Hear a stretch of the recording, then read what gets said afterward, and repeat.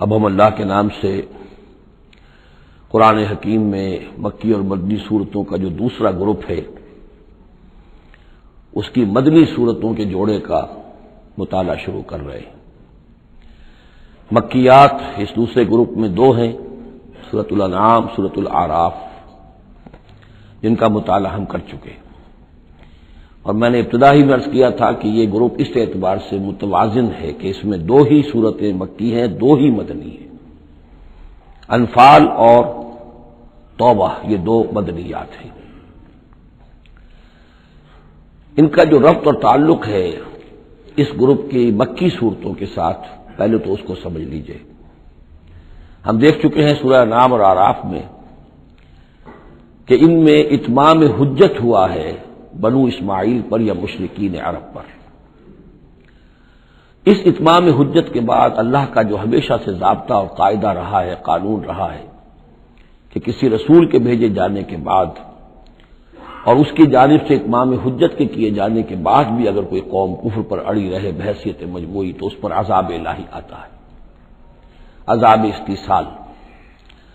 اگرچہ یہ عذاب مختلف شکلوں میں آیا، کہیں کسی قوم کو ان کے اپنے ہی علاقوں میں سیلاب بھیج کر اور غرق کر دیا گیا جیسے حضرت نوح علیہ السلام، کہیں کوئی بہت تیز آندھی بھیجی اور اس کے نتیجے میں جیسے کہ قوم عاد کے اوپر عذاب آیا، کہیں زلزلہ آیا، کہیں آسمان سے پتھراؤ ہوا جیسے کہ عمورہ اور صدوم کی بستیوں پر ہوا، کہیں جیسا کہ آپ کو معلوم ہے کہ آل فرعون کو ان کے محلوں سے اور گھروں سے نکال کر لا کر سمندر میں غرق کر دیا۔ تو قریش پر جو عذاب آیا ہے اللہ تعالیٰ کا وہ اپنی نوعیت میں منفرد ہے، کیونکہ حضور خود قرشی تھے، بنی اسماعیل میں سے تھے، اور آپ نے اتمام حجت کر دیا ان پر 13 برس تک، 12 برس تک دعوت دے کر، تو اب گویا کہ وہ عذاب الہی کے مستحق ہو گئے تھے۔ لیکن یہ عذاب الہی جو ہے قریش پر جو آیا ہے وہ بالاقساط آیا ہے۔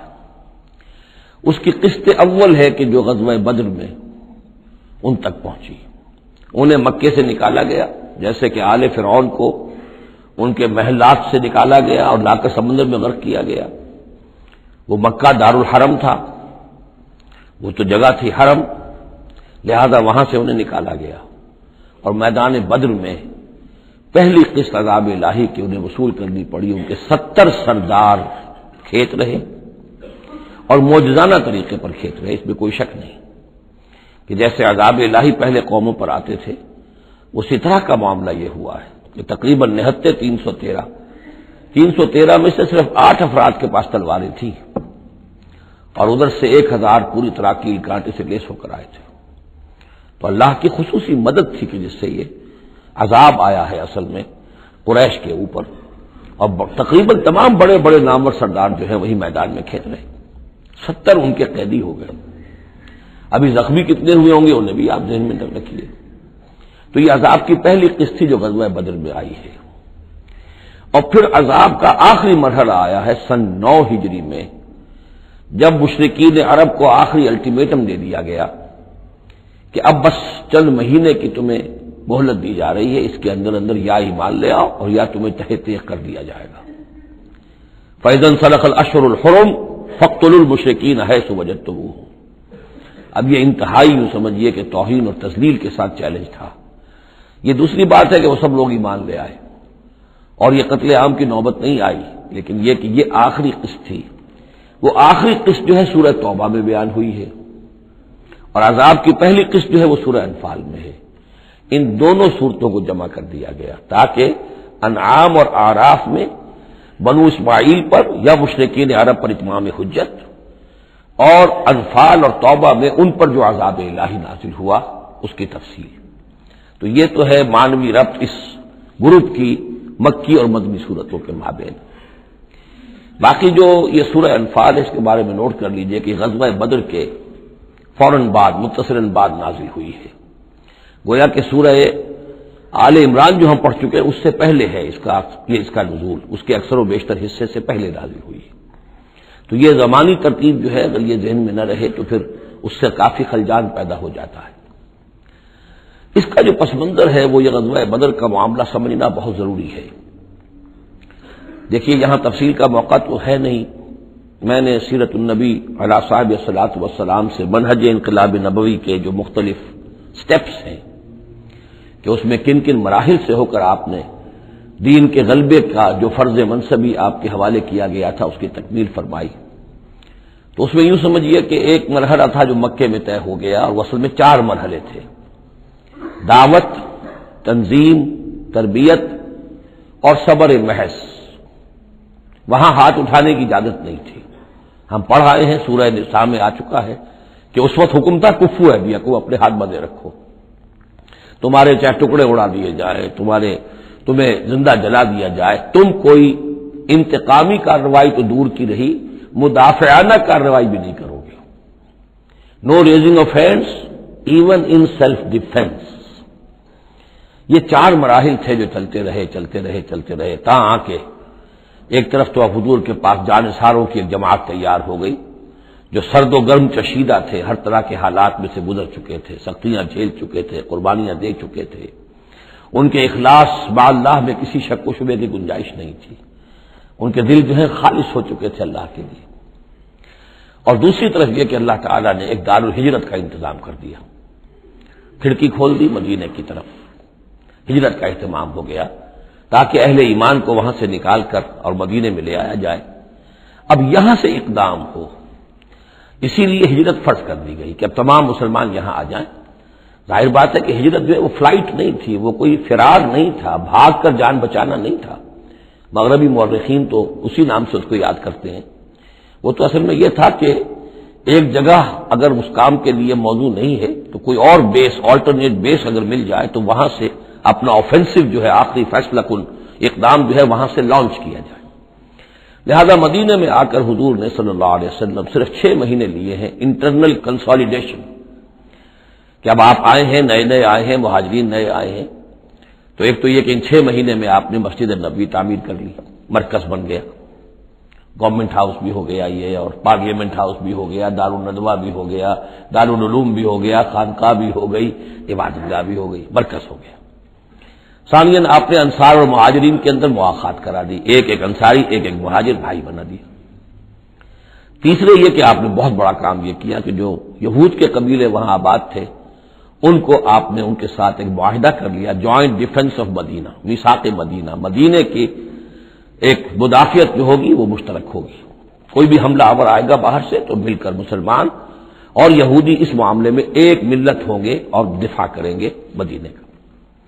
بس 6 مہینے آپ نے اس کام میں لیے، 7ویں مہینے سے پھر آپ نے کچھ چھوٹے چھوٹے دستے بھیجنے شروع کر دیے، چھاپا مار دستے سمجھ لیجئے، کہ جس سے وہ جو کیروان روٹس تھے، قریش کی لائف لائن یہی تھی، ان کا تجارتی سلسلہ تھا، شام کی طرف قافلے جو جاتے تھے وہ بدر سے ہو کر گزرتے تھے، بدر کے قریب سے، اور بدر جو ہے مدینے سے قریب تر تھا، مکے سے فاصلہ زیادہ ہے، اور جو قافلے جاتے تھے یمن کو وہ طائف سے ہو کر گزرتے تھے۔ تو آپ نے ان راستوں کے اوپر چھاپا مار دستے بھیجنے شروع کر دیے۔ جدید اصطلاح میں اس کو یہ کہا جائے گا کہ اکنامک بلاکیڈ آف مکہ۔ 8 ایسی مہمیں غزوہ بدر سے پہلے ثابت ہیں 1.5 سال کے اندر۔ 6 مہینے آپ نے وہ لیے، 1.5 سال اور 2 سال کے بعد غزوہ بدر ہو گیا ہے، تو یہ 1.5 سال میں 8 مہمیں، جن میں سے 4 میں کہ حضور خود بھی بنفس نفیس شریک رہے ہیں، اس لیے وہ غزوات کہلاتے ہیں، اور 4 وہ ہیں کہ جن میں آپ نے صرف کچھ لوگوں کو بھیج دیا ہے کسی امیر کے تحت، وہ سرایا کہلاتے ہیں۔ تو یہ جو صورتحال ہوئی، اور اس میں یہ بھی ہوا کہ حضور جہاں جاتے تھے خود تو وہاں کے قبائل سے آپ معاہدے کر لیتے تھے۔ اب یا تو وہ جو قبائل جو تھے مقامی، پہلے تو وہ قریش کے حلیف تھے، اب یا تو وہ حضور کے حلیف ہو گئے، مسلمانوں کے حلیف ہو گئے، تو قریش کی طاقت کم ہوئی، مسلمانوں کی بڑھ گئی، یا یہ ہے کہ وہ نیوٹرل ہو گئے کہ ہم نہ قریش کی مدد کریں گے آپ کے خلاف، نہ آپ کی مدد کریں گے قریش کے خلاف، نیوٹرل ہو گئے۔ اس سے بھی یہ ہے کہ قریش کا جو حلقہ اثر تھا، سیاسی زون آف پولیٹیکل انفلوئنس، وہ کم ہو رہا ہے۔ یہ 2 چیزیں ایسی ہوئی ہیں، political isolation of Quraysh and economic blockade of Mecca, جس کے نتیجے میں مکے والے جو ہیں پھر یوں سمجھیے کہ تنگ آمد بجنگ آمد، ورنہ مکے والوں کی طرف سے کوئی آغاز ثابت نہیں ہے تاریخ میں کہ حضور کے اور مسلمانوں کے مکے سے جانے کے بعد ان کی طرف سے کوئی ابتدا ہوئی ہو، کوئی انیشیٹو لیا گیا۔ 2 واقعات خاص طور پر ایسے ہو گئے کہ ایک چھوٹا سا آپ نے ایک دستہ بھیجا تھا نخلا، اور یہ نخلا جو ہے یہ مکے اور طائف کے مابین ہے، تو سمجھیے کس قدر فاصلے پر، اور وہاں مٹ بھیڑ ہو گئی، جو مسلمان وہاں بھیجے گئے تھے ان کے کفار کے ساتھ۔ وہاں ایک مشرک مکے کا مارا گیا، ایک کو انہوں نے قید کیا، ساتھ لے آئے، کچھ سامان جو ان کا تجارت تھا وہ بھی لے آئے، وہ مال غنیمت سمجھ کر۔ تو حضور اگرچہ ناراض ہوئے کہ میں نے تمہیں لڑنے کا حکم نہیں دیا تھا، میں نے اس لیے بھیجا تھا کہ وہاں رہو اور قریش کی نقل و حرکت سے ہمیں مطلع کرتے رہو، لیکن اب سچویشن پیدا ہو گئی، گویا کہ یہ چاہے ارادہ تھا یا نہیں تھا، ڈی فیکٹو شکل یہی ہوئی کہ اقدام ہو گیا مسلمانوں کی طرف سے، اب آغاز ہو گیا مسلمانوں کی طرف سے۔ ادھر جب ابو سفیان لے کر جا رہے تھے بہت بڑا قافلہ شام کی طرف، تو حضور نے اس کا تعاقب کیا، لیکن وہ تیزی سے نکل گئے تھے۔ لیکن جب واپس آ رہے تھے اور 50,000 دینار کا سامان تھا ان کے قافلے کے اندر، بہت لدا پدا قافلہ، انہیں یہ خطرہ ہوا کہ اب پھر محمد صلی اللہ علیہ وسلم اور ان کے ساتھی کہیں لوٹیں گے ہمیں اور ہمارے اوپر حملہ کریں گے، روکیں گے ہمارا راستہ۔ تو انہوں نے یہ دوہری حکمت عملی کی کہ ایک تو یہ کہ ایک سوار بھیجا آگے تیزی کے ساتھ دوڑایا کہ مکے جاؤ، کہو کہ ہمارے قافلے کو خطرہ ہے محمد سے صلی اللہ علیہ وسلم، لہذا مدد بھیجو۔ اور ادھر یہ کیا کہ وہ عام راستہ جو تھا جو بدر سے ہو کر گزرتا تھا اسے چھوڑ کر ساحل سمندر کے ساتھ ساتھ نیچے سے ہو کر وہ نکل بھی گئے۔ اب وہاں مکے میں یہ دونوں چیزیں بیک وقت پہنچ گئی، ایک طرف وہ نخلا سے لوگ روتے پیٹتے چیختے چلاتے ہمارا آدمی مار دیا محمد کے آدمیوں نے، وہ آ گئے، ادھر سے وہ آ گیا جو ابو سفیان کا بھیجا ہوا تھا ایلچی کہ دوڑو دوڑو دوڑو تمہارا قافلہ محمد لوٹنے والے ہیں اور یہ ہے اور وہ ہے۔ بس وہ وار کرائی وہاں ہوئی اور 1,000 کا لشکر جو ہے وہاں پر پھر جمع کیا گیا اور 900 اونٹ فراہم کیے گئے اور 100 گھوڑوں کا ایک رسالہ تیار کیا گیا اور وہ لوگ مکے سے نکل آئے۔ یہ صورتحال ادھر ہو رہی تھی۔ ادھر یہ ہے کہ حضور صلی اللہ علیہ وسلم نے مدینے میں پہلے تو یہ فیصلہ کیا تھا کہ اب یہ قافلہ واپس آنے والا ہے تو اب اس قافلے کا تعاقب کریں، ابھی جنگ وغیرہ کا آپ کو گمان نہیں تھا، ابھی مدینے ہی میں آپ نے یہ جو ہے ایسا ارادہ ظاہر کیا کہ جیسے پہلے بھی گئے تھے جب قافلہ جا رہا تھا شام کی طرف تو تعاقب کیا تھا، ایسے جب آ رہا ہے تو اسے انٹرسیپٹ کریں۔ لہذا ایک تو مشاورت ہوئی ہے مدینے میں، آیا چلنا چاہیے یا نہیں چلنا چاہیے وہ میں بعد میں عرض کروں گا جب ہم آیتیں پڑھیں گے۔ پھر جب کچھ لوگ نکل آئے اور یہ نہیں سمجھا گیا تھا کہ کوئی جنگ ہونی ہے، کوئی بڑا لشکر آ رہا ہے، اس وقت تک اطلاع نہیں تھی، اسی لیے بس جو جس کے ہاتھ میں آیا، کسی کے پاس نیزہ تھا، کسی کے پاس کچھ اور تھا، تلواریں 8 تھیں، گھوڑے کل 2 تھے، وہ چل پڑے۔ چلو اس لیے کہ مسئلہ تو قافلے کا مسئلہ ہے نا، کوئی جنگ تو ہے نہیں، کوئی لشکر وشکر تو آ نہیں رہا۔ جب آپ کچھ سفر طے کر کے مقام صفرا تک پہنچ گئے تو وہاں وحی آ گئی اور آپ کو اطلاع بھی پہنچ گئی کہ ابو جہل جو ہے 1,000 کا لشکر لے کر مکے سے چل پڑا ہے، اور وحی بھی آ گئی، اللہ نے بتا دیا کہ اے نبی اب یہ 2 شکلیں ہیں، جنوب سے مکے کی طرف سے ایک لشکر آ رہا ہے کیل کانٹے سے لیس ہے، شمال سے قافلہ آ رہا ہے، اور میرا یہ وعدہ ہے کہ ان دونوں میں سے ایک ضرور تم کو دے دوں گا، تم کو فتح حاصل ہو جائے گی، یہ میرے اہل ایمان کو بتا دیجئے اور ذرا مشورہ کیجئے۔ تو دوسری مشاورت جو ہے وہ مدینے سے نکل کر ہوئی ہے مقام صفرا میں۔ یہ اصل میں جو چیزیں اگر سامنے نہ ہو تو پھر یہ بہت خلجان ہوتا ہے، اور اکثر لوگوں کو، مترجمین کو اور مفسرین کو بہت خلجان رہا ہے ان آیات کے سمجھنے میں۔ اور اس کے علاوہ جو ایک خلجان رہا ہے وہ یہ رہا ہے کہ ایک دور ہم پر ایسا گزرا ہے انگریز کے حکومت کے زمانے میں، اور خاص طور پر جب نئی نئی مغربی سائنس اور مغربی تہذیب کا ہم پر حملہ ہوا ہے، تو چونکہ مغرب کے لوگوں نے یہ کہا کہ یہ اسلام تو تلوار سے پھیلا، بوئے خون آتی ہے اس قوم کے افسانوں سے، تو ہمارے ہاں کچھ مخلص لوگ تھے، نیک لوگ تھے جو چاہتے تھے کہ اسلام کو اور حضور صلی اللہ علیہ وسلم کی سیرت کو بچائیں، اس کی دفاع کریں۔ انہوں نے کہا نہیں اسلام تلوار سے نہیں پھیلا، حضور نے تو جو جنگیں کی تھی وہ صرف مدافعانہ تھیں، ان کے اوپر جنگ ٹھوس دی گئی تھی اور آپ نے کوئی اقدام نہیں کیا۔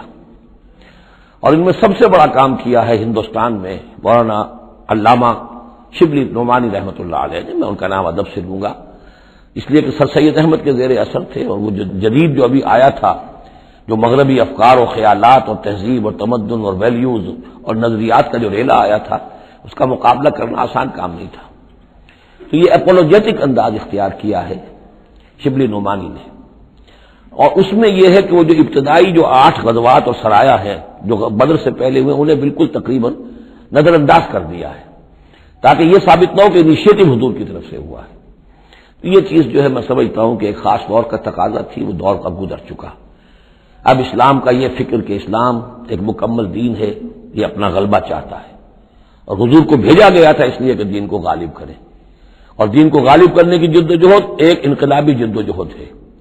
اس انقلابی جدوجہد میں جہاں پہلا مرحلہ یہی ہوتا ہے کہ پیسو ریزسٹنس ہو، اور پہلے تیاری کی جائے، دعوت، تنظیم، تربیت اور صبر محض کے ذریعے سے ایک قوت فراہم کی جائے، پھر دوسرا مرحلہ آتا ہے باطل کے ساتھ ٹکرانا پڑتا ہے، اور اس میں آگے بڑھ کر ٹکر مول لینی پڑتی ہے۔ یہ نہیں ہے کہ انتظار ہی کرتے رہیں، یعنی یہ جس کو ہم کہتے ہیں کو ایگزسٹنس، پیسفل کو ایگزسٹنس حق و باطل کے درمیان نہیں ہو سکتی۔ حق کیسے تسلیم کر سکتا ہے کہ باطل بھی موجود رہے؟ ہاں، حق میں جان نہیں ہے، اہل حق جو ہیں بے جان ہے، مردہ ہیں، تو مجبوری ہے، لیکن اگر اہل حق میں جان ہو تو وہ کیسے برداشت کریں گے کہ باطل جو ہے اس کا غلبہ رہے؟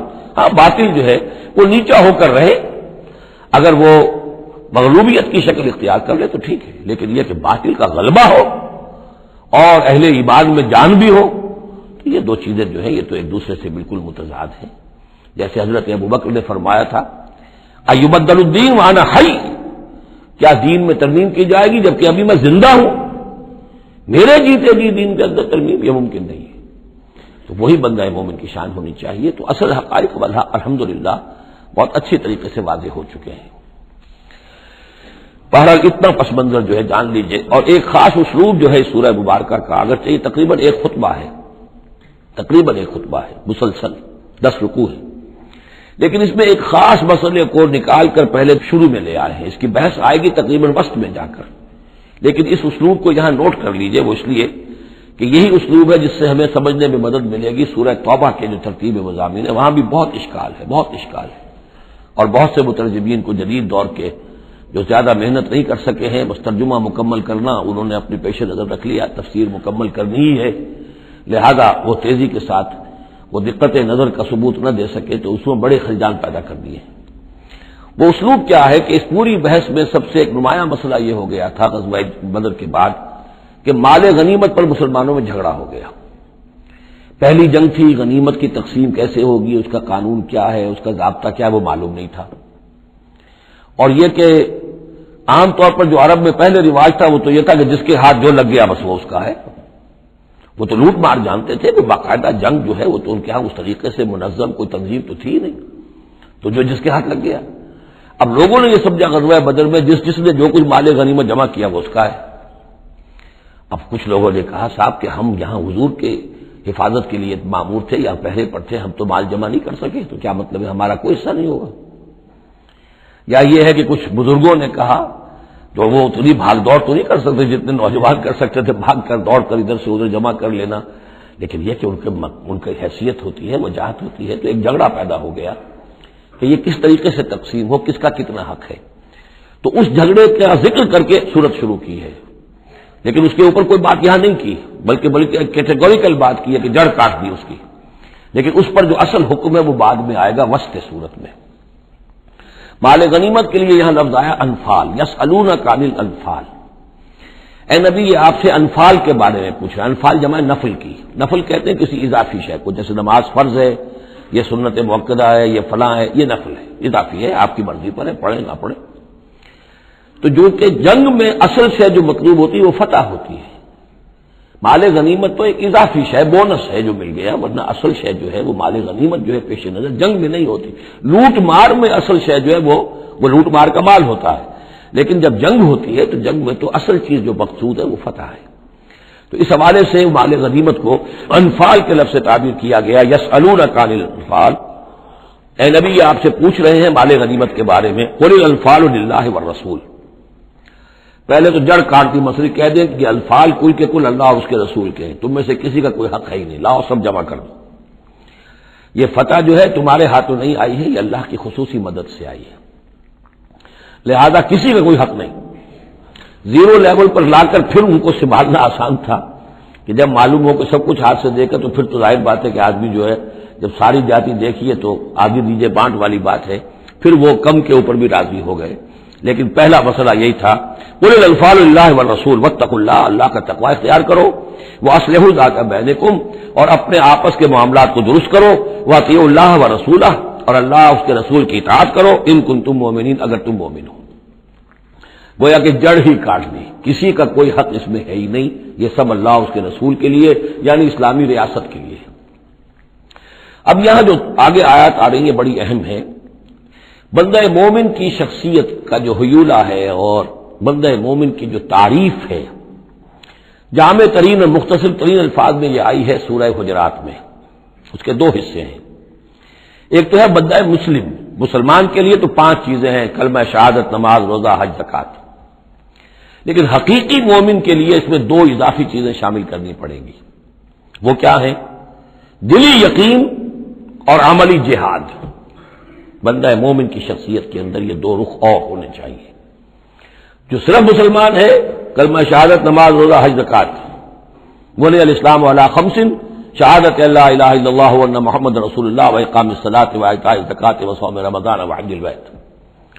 لیکن مومن انما المؤمنون الذین آمنوا باللہ ورسولہ ثم لم یرتابوا، یقین والا ایمان، دل میں ایمان، وجاہدوا باموالہم وانفسہم فی سبیل اللہ، اور جہاد کریں اپنی جان اور مال کے ساتھ اللہ کی راہ میں۔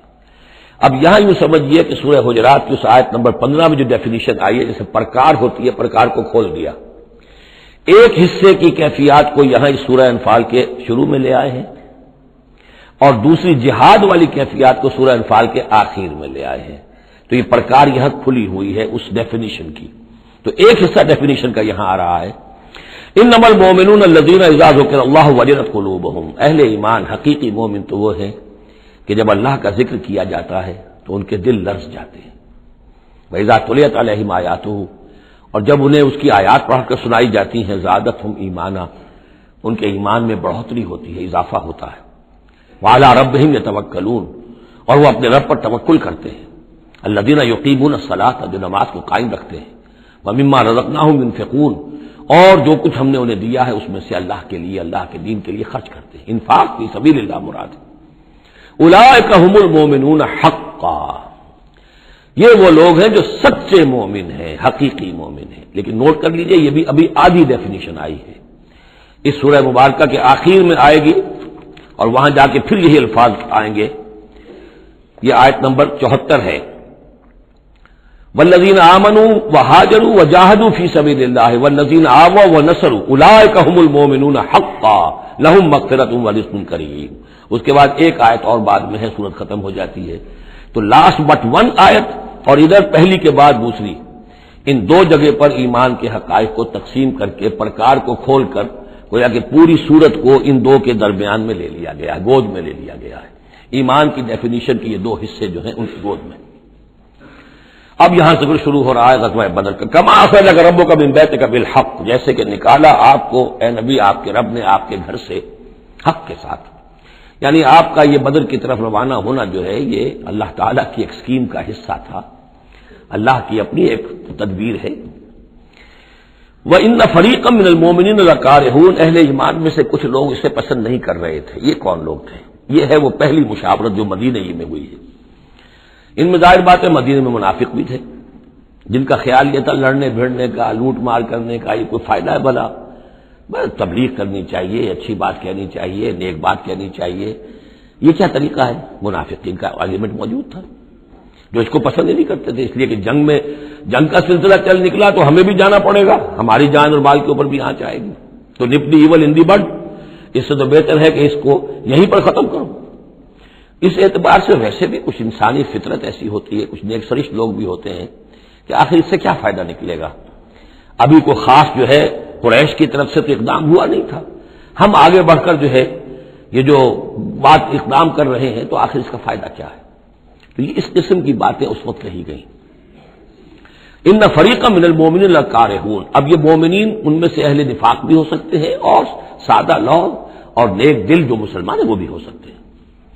یجادلونک فی الحق بعد ما تبین کانما یساقون الی الموت وهم ينظرون، اور وہ جھگڑ رہے تھے آپ سے حق کے معاملے میں جبکہ بات ان پر بالکل واضح ہو چکی تھی۔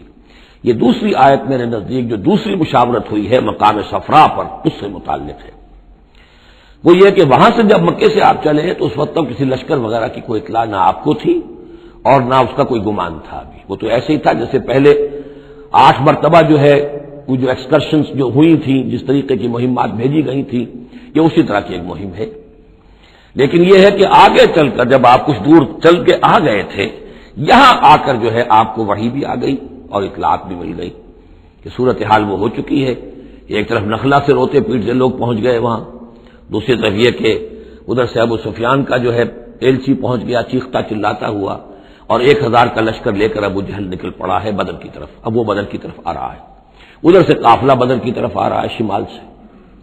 اس وقت اللہ تعالیٰ نے فرمایا، اور یہ مشاورت جیسا کہ میں نے کہا تھا، جیسے کہ حضرت طالوت نے کی تھی ایک آزمائش اپنی فوج کی کہ جو اس دریا میں سے پانی پیے گا، سیر ہو کر پیے گا، اس کا مجھ سے کوئی تعلق نہیں۔ اسی طرح کا آپ نے مشاورت کا معاملہ اللہ تعالیٰ کے حکم سے مسلمانوں کے سامنے رکھ دیا۔ بعدما تبین کانما یساقون الی الموت، وہ لوگ ایسے محسوس کر رہے تھے جیسے انہیں دھکیلا جا رہا ہو موت کی طرف، وہم ینظرون، اور وہ دیکھ رہے ہوں۔ ظاہر بات ہے یہ کیفیت تو کٹر جو منافق تھے وہاں پر انہیں کی ہو سکتی تھی۔ وَإِذْ يَعِدُكُمُ اللَّهُ إِحْدَى الطَّائِفَتَيْنِ أَنَّهَا لَكُمْ، اور جب کہ اللہ تعالیٰ وعدہ کر رہا تھا تم سے کہ ان دونوں گروہوں میں سے ایک تمہیں مل جائے گا، ایک پر تمہاری فتح گارنٹیڈ ہے۔ وَتَوَدُّونَ أَنَّ غَيْرَ ذَاتِ الشَّوْكَةِ تَكُونُ لَكُمْ، اور اے مسلمانوں تم یہ چاہتے تھے کہ ادھر جاؤ جدھر کے کانٹا لگنے کا کوئی اندیشہ نہ ہو، اس لیے کہ بمشکل 50 یا 100 آدمی تھے اس قافلے کے ساتھ، اور اونٹ تھے بے شمار، اور جو میں نے آپ کو بتایا بہت بڑی مقدار کے اندر جو ہے 50,000 دینار کا جو مال تھا ان کے پاس، تو ان کو تو آسانی سے قابو کیا جا سکتا تھا، اس میں اندیشہ کم تھا۔ پھر دلیلیں بھی عقلی آ گئی ہوں گی کہ حضور ہمارے پاس تو کچھ ہتھیار بھی نہیں ہے، کچھ نہیں ہے، ہم تیاری کر کے مدینے سے نکلے ہی نہیں ہیں، تو اچھا ہے پہلے یہ کہ ہم جا کر ان پر قبضہ کر لیں، تو ان کے ہتھیار بھی ہمیں مل جائیں گے، تو پھر لشکر سے لڑنے کے لیے ہم بہتر پوزیشن میں ہوں گے۔ تو عقل و منطق بھی یہ گویا کہ ان کے ساتھ تھی۔ وَيُرِيدُ اللَّهُ أَن يُحِقَّ الْحَقَّ بِكَلِمَاتِهِ، اللہ یہ چاہتا تھا کہ اپنے بات کو اپنے فیصلے کے ذریعے سے حق کا حق ہونا ثابت کر دے۔ وَيَقْطَعَ دَابِرَ الْكَافِرِينَ، اور کافروں کی جڑ کاٹ دے۔ یہ قطع دابر القوم الذین ظلموا، کافر قوم کی جڑ کاٹ دی گئی، جو ہم پڑھ کر آئے سورہ اعراف میں۔ اللہ کا ارادہ یہ تھا، اگر عام جو دنیاوی قواعد و ضوابط ہیں، فزیکل لاز ہیں، اس کے تحت یہ ہوتا تو اتنی بڑی بات ہی نہ ہوتی۔ اسے یوم الفرقان بنانا تھا کہ نمایاں ہو جائے کہ اللہ کس کے ساتھ ہے، حق کدھر ہے۔ اور یہ اسی وقت ہو سکتا تھا جبکہ یہ کنٹراسٹ برقرار رہتا کہ بے سر و سامان 313 گئے ہیں، اور کیل کانٹے سے لے 1000 کے ساتھ ان کا مقابلہ ہوا ہے، اور پھر انہیں اللہ نے فتح دی ہے۔ لہذا اللہ کی مرضی کچھ اور تھی۔ یرید اللہ ان یحق الحق بکلماتہ ویقطع دابر الکافرین، اللہ چاہتا تھا کہ اپنی باتوں کے ذریعے سے حق کا حق ہونا ثابت کر دے اور کافروں کی جڑ کاٹ دے۔ یہ یحق الحق کا، تاکہ سچا ثابت کر دے حق کو، سچ کو، ویبطل الباطل، اور باطل ثابت کر دے باطل کو، باطل ہونا اس کا ثابت ہو جائے۔ ولو کرہ المجرمون، خواہ یہ مجرموں کو کتنا ہی ناگوار ہو۔ استستغیثون ربکم، یاد کرو جب کہ تم اپنے رب سے استغاثہ کر رہے تھے، دعائی دے رہے تھے کہ اللہ ہماری مدد فرما۔ فاستجاب لکم، تو اللہ نے تمہاری دعا کو قبول کیا تھا۔ انی ممدکم بألف من الملائکۃ مردفین، کہ میں تمہاری مدد کروں گا 1000 ملائکہ سے جو لگاتار آئیں گے، پے بپے آئیں گے۔ 1000 کا لشکر آیا ہے نا، تو 1000 فرشتے ہم تمہاری مدد کے لیے بھیج دیں گے۔ وما جعلہ اللہ الا بشرا، اور اللہ نے اس کو نہیں بنایا مگر تمہارے لیے بشارت، وَلِتَطْمَئِنَّ بِهِ قُلُوبُكُمْ، اور تاکہ تمہارے دل مطمئن ہو جائیں۔ وَمَا النَّصْرُ إِلَّا مِنْ عِنْدِ اللَّهِ، اور مدد تو اللہ کی طرف سے ہوتی ہے، فرشتوں کو بھیجے بغیر بھی وہ مدد کر سکتا ہے۔ کن فیکون کی شان کے ساتھ وہ جو چاہے کر دے، لیکن یہ کہ تمہارا جو اپنا ایک سوچنے کا انداز ہے، بر بنائے طب بشری، تمہاری تسکین کے لیے ہم نے یہ شکل کر دی کہ 1000 دشمن آ رہا ہے تو 1000 فرشتہ تمہاری مدد کے لیے ہم بھیج دیں گے۔ ان اللہ عزیز الحکیم، یقیناً اللہ تعالیٰ سب زبردست ہے اور حکمت والا۔ اذ یغشیکم النعاس امنۃ منہ، جبکہ تم کو ڈھانپ لیا تھا ایک اونگ نے جو امن کی اور تسکین کا ذریعہ بن گیا اللہ کی طرف سے۔ یہ 2 معجزے ہوئے ہیں خاص اس وقت، معجزے اس معنی میں کہ عام حالات میں یہ چیزیں نہیں ہوتی، لیکن اس میں کوئی خرق عادت نہیں ہے۔ معجزہ اس معنی میں نہیں ہے کہ اس کو چیلنج کر کے حضور نے دکھایا ہو، اس معنی میں نہیں، بس یہ کہ غیر معمولی اللہ کی نصرت کی شکلیں ہیں۔ ایک تو یہ کہ حالانکہ معاملہ بڑا سخت تھا، لیکن رات کو جا کے پڑاؤ پر مسلمان سوئے اطمینان سے، بڑی عمدگی سے نیند آئی، دل میں وہ دغدغہ نہیں تھا، اللہ پر اطمینان تھا، اللہ کے لیے نکلے تھے۔ لہذا ان کو وہ بے چینی اور تشویش اور کل کیا ہو جائے گا، رہیں گے کہ نہیں رہیں گے، زندگی ہوگی موت، کچھ نہیں. نیند آئی، انہیں اطمینان سے سوئے، صبح کو اٹھے تو وہ گویا کہ چاقو چوبند تھے.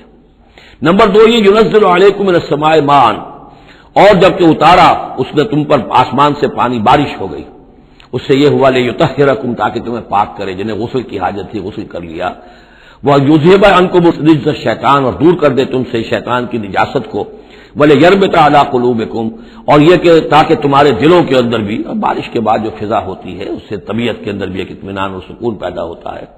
ورنہ واقعہ یہ ہے کہ جہاں پر آ کر قریش پہلے ڈیرا ڈال چکے تھے، پانی پر ان کا قبضہ تھا، اب یہاں پانی نہیں تھا، بارش ہوئی تو وہ نشیبی جگہ میں انہوں نے ایک اپنا حوض بھی جمع کر لیا، پانی بھی جو ہے وہ ان کے پاس فراہم ہو گیا. وَيُثَبِّتَ بِهِ الْأَقْدَامَ، اور پانی جب برسا تو مٹی دب گئی، مٹی کے جمنے کی وجہ سے پاؤں بھی دب گئے. وہ جگہ جو تھی وہاں پر جو ہے اہل ایمان جو مجاہدین تھے ان کے پاؤں قدم جمنے کی صورت پیدا ہو گئی. اس یوں ہی ربوں کا الملائکۃ، اور جب یاد کرو، گمان کرو، تصور کرو، جب کہ آپ کا رب وہی کر رہا تھا فرشتوں کو. انی معکم، وہ جو 1000 فرشتہ اللہ نے بھیجا، انی معکم، میں تمہارے ساتھ ہوں. فثبتوا الذین آمنوا، تو جاؤ اور اہل ایمان کے قدموں کو جما دو، اہل ایمان کے دلوں کو جما دو. سألقی فی قلوب الذین کفروا الرعب، عن قریب میں ان کافروں کے دلوں میں رعب ڈال دوں گا، ان پر دہشت طاری ہو جائے گی.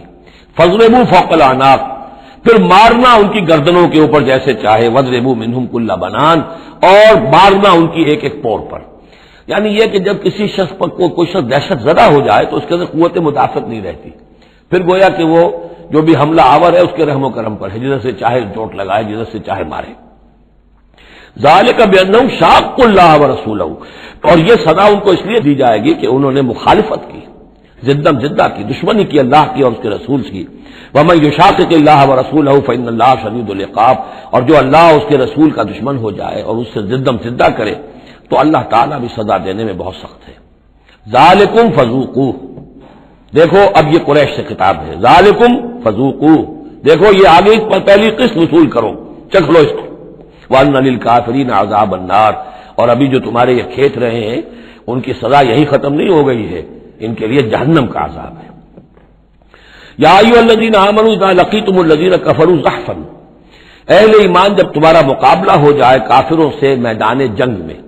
یہ زحف کہتے ہیں جبکہ باقاعدہ 2 لشکر ایک دوسرے کے سامنے مد مقابل بن کر آئیں. ایک چھاپا مار جنگ ہوتی ہے، جیسے کہ 8 جو پہلی اس سے مہمیں تھیں وہ جنگ کی شکل نہیں تھی بلکہ وہ مہمیں تھی چھاپا مار، لیکن اب یہ پہلی مرتبہ جنگ ہوئی ہے، لہذا اس کے حوالے سے بات ہو رہی ہے. یا ایھا الذین آمنوا اذا لقیتم الذین کفروا زحفا فلا تولوہم الادبار، تو تم ان کو پیٹھ مت دکھاؤ، پیٹھ مت موڑو، مطلب یہ کہ کھڑے رہو، ڈٹے رہو، مقابلہ کرو، جان چلی جائے لیکن یہ کہ پیچھے قدم نہ ہٹے. وَمَن يُوَلِّهِمْ يَوْمَئِذٍ دُبُرَهُ، اور جو کوئی بھی اس روز اپنی پیٹھ دکھا دے گا یعنی میدان جنگ سے بھاگے گا. 2 استثناءات کے ساتھ، الا متحرفا لقتال، سوائے اس کے کہ یا تو وہ کوئی داؤ لگا رہا ہو جنگ کے لیے، جیسے 2 آدمی بھی جنگ کرتے ہیں اور تلوار اور اس کے ساتھ، تو کوئی ذرا ادھر ہٹتا ہے، پیچھے کو ہٹتا ہے، وہ بھاگنا نہیں ہوتا بلکہ وہ تو در حقیقت ایک ٹیکٹیکل موو ہے، وہ تو ایک اپنے داؤ کے لیے ذرا پیچھے ہٹنا. اب اس وقت میسرا کو پیچھے کر لیا جائے اور جو میمنہ ہے اسے آگے بڑھایا جائے، یہ بات اور ہے. اور متحیزا الی فئۃ، یا یہ کہ کوئی اور جمعیت ہے جس کی طرف جا کر ملنا ہے اور اس کے لیے ریٹریٹ ہو رہی ہے، تو آرڈرلی ریٹریٹ یہ ایک علیحدہ شے ہو جائے گی اور ٹیکٹیکل موو یہ علیحدہ شے ہو جائے گی. تو آرڈرلی ریٹریٹ اور ٹیکٹیکل موو، ان 2 کے سوا اگر کوئی بھگدڑ کے اندر کوئی جان بچا کر بھاگا فقط باب غضب من اللہ، تو اس نے تو اللہ کا غضب جو ہے وہ کما لیا. ومأواہ جہنم، اس کا ٹھکانہ جہنم ہوگا، وبئس المصیر، اور وہ بہت ہی برا ٹھکانہ ہے. اب یہاں وہ بات آ گئی، فلم تقتلوہم، اے مسلمانوں تم نے انہیں قتل نہیں کیا، ولکن اللہ قتلہم، اللہ نے انہیں قتل کیا. ویسے تو یہ کہ فاعل حقیقی اللہ ہے، ہم جو کام بھی کرتے ہیں اور جس شے کے اندر بھی کوئی تاثیر ہے وہ اللہ ہی کی وجہ سے. لا فاعل فی الحقیقت ولا مؤثر الا اللہ، عام حالات میں بھی یہ، لیکن یہ خاص حالات تھے جن میں اللہ تعالیٰ کی خصوصی مدد آئی ہے. فلم تقتلوہم ولکن اللہ قتلہم وما رمیت اذ رمیت ولکن اللہ رما، اور اے نبی آپ نے بھی جو کنکریوں کی مٹھی بھر کر پھینکی تھی، آپ نے کنکریاں لی اپنی مٹھی میں اور پھینکا کفار کے لشکر کی طرف. شاہت الوجوہ، چہرے جو ہے بگڑ جائیں۔ تو یہ پتہ نہیں کہاں تک اللہ نے ان کنکریوں کو پہنچایا ہے۔ تو فرمایا اور آپ نے جب وہ کنکریوں کی مٹھی پھینکی تھی، وما رمیت اذ رمیت، آپ نے نہیں پھینکی تھی ولکن اللہ رما، یہ تو اللہ تعالیٰ نے پھینکی تھی۔ ہاتھ ہے اللہ کا، بندہ مومن کا ہاتھ۔ وَلِيُبْلِيَ الْمُؤْمِنِينَ مِنْهُ بَلَاءً حَسَنًا، تاکہ اللہ تعالیٰ اہل ایمان کے جوہر نکھارے، ان کے اندر کی چھپی ہوئی جو صلاحیتیں ہیں، مخفی ہیں، انہیں اجاگر کرے۔ یہ ذرا نوٹ کر لیجئے، بلا یبلو کے معنی ہوتا ہے آزمانا، تکلیف میں ڈال کر کسی آزمائش میں۔ ابلا یبلی جب یہ باب افعال سے آتا ہے تو کسی کے جوہر کو نکھارنا، کسی کی جو خابیدہ صلاحیتیں ان کو ابھارنا، یہ ہے ابلا۔ لیبلی المؤمنین منہ بلاء حسنا، تاکہ اللہ تعالیٰ خوب اہل ایمان کے اوپر ان کے جو ہے جوہر نکھارے۔ ان اللہ سمیع علیم، یقیناً اللہ سب کچھ سننے والا اور جاننے والا ہے۔ ذالکم وان اللہ موہن کید الکافرین، یہ تو ہو چکا۔ اب اس جنگ کا جو نتیجہ تھا قریش تم نے دیکھ لیا، لیکن آئندہ بھی سمجھ لو اللہ تعالیٰ کافروں کے تمام چالوں کو ناکام بنا دے گا۔ یہ اہل ایمان سے بھی خطاب ہو گیا اور یہ کہ کفار کے لیے بھی، اور پھر کفار سے خطاب ہے، اذ تستفتحوا فقد جاءکم الفتح۔ اصل میں ابو جہل جو لشکر کا وہ سمجھیے کمانڈر ان چیف کی حیثیت سے آیا تھا، اسے اتنا یقین تھا کہ میں نے اتنی تیاری کی ہے، اتنا ساز و سامان ہے کہ ہم مسلمانوں کو کچل کر رکھ دیں گے، تو پہلے سے پروپیگنڈا شروع کر دیا تھا، یہ یوم الفرقان ہوگا، یہ پتہ چل جائے گا اللہ کس کے ساتھ ہے۔ اللہ کو تو وہ بھی مانتے تھے، اللہ کے ساتھ دیویوں اور دیوتاؤں کو مانتے تھے نا، اللہ کے منکر تو نہیں تھے، لیکن یہ کہ ادھر اللہ ہی اللہ تھا، ادھر اللہ کے ساتھ اور منات اور دیوتا اور وہ بھی تھے، تو یہ کہ اللہ کس کے ساتھ ہے یہ ثابت ہو جائے گا۔ یعنی وہ اتنا یقین تھا اسے، جیسے 65 کی جنگ میں لاہور، فال آف لاہور دکھا دیا گیا BBC ٹیلی ویژن کے اوپر، جو ہو چکا لاہور جو ہے اس پر تو بھارتی فوج کا قبضہ ہو چکا، اتنا یقینی تھا۔ اسی طرح اس نے یوم الفرقان کہا، تو اسی کو اللہ تعالیٰ نے یوم الفرقان بنا دیا تاکہ منکشف ہو جائے یہ بات، مبرر ہو جائے کہ اللہ کس کے ساتھ ہے۔ اس اعتبار سے اس کی دعا بھی بڑی عجیب ہے، جو اس نے آ کر بدر سے ایک رات قبل جبکہ حضور بھی دعا مانگ رہے تھے اور طویل ترین سجدہ کیا تھا، اس نے بھی دعا کی تھی، اور وہ دعا جو ہے وہ موحدانہ دعا ہے، اس میں کسی لات عزا حبل منات کا کوئی تذکرہ نہیں۔ اللہم، اے اللہ، اقطعنا للرحم وائل الغدات، جس نے ہمارے رحمی رشتے کاٹ دیے ہیں، کل تو اسے ذلیل و خوار کر دے۔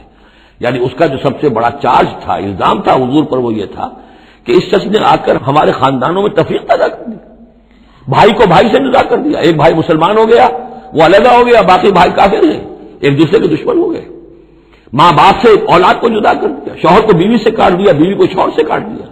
ہماری طاقت تھی، ہمارا قبیلہ تھا، ہم قریش تھے، ظاہر بات ہے کہ قبائلی زندگی میں اتحاد، یکجوئی، یہی تو چیزیں ہوتی ہیں ساری کی ساری، کہ جس کی وجہ سے ان کی ساکھ ہوتی ہے، تو اس نے تو آ کر ہمارا ستیہ ناش کر دیا۔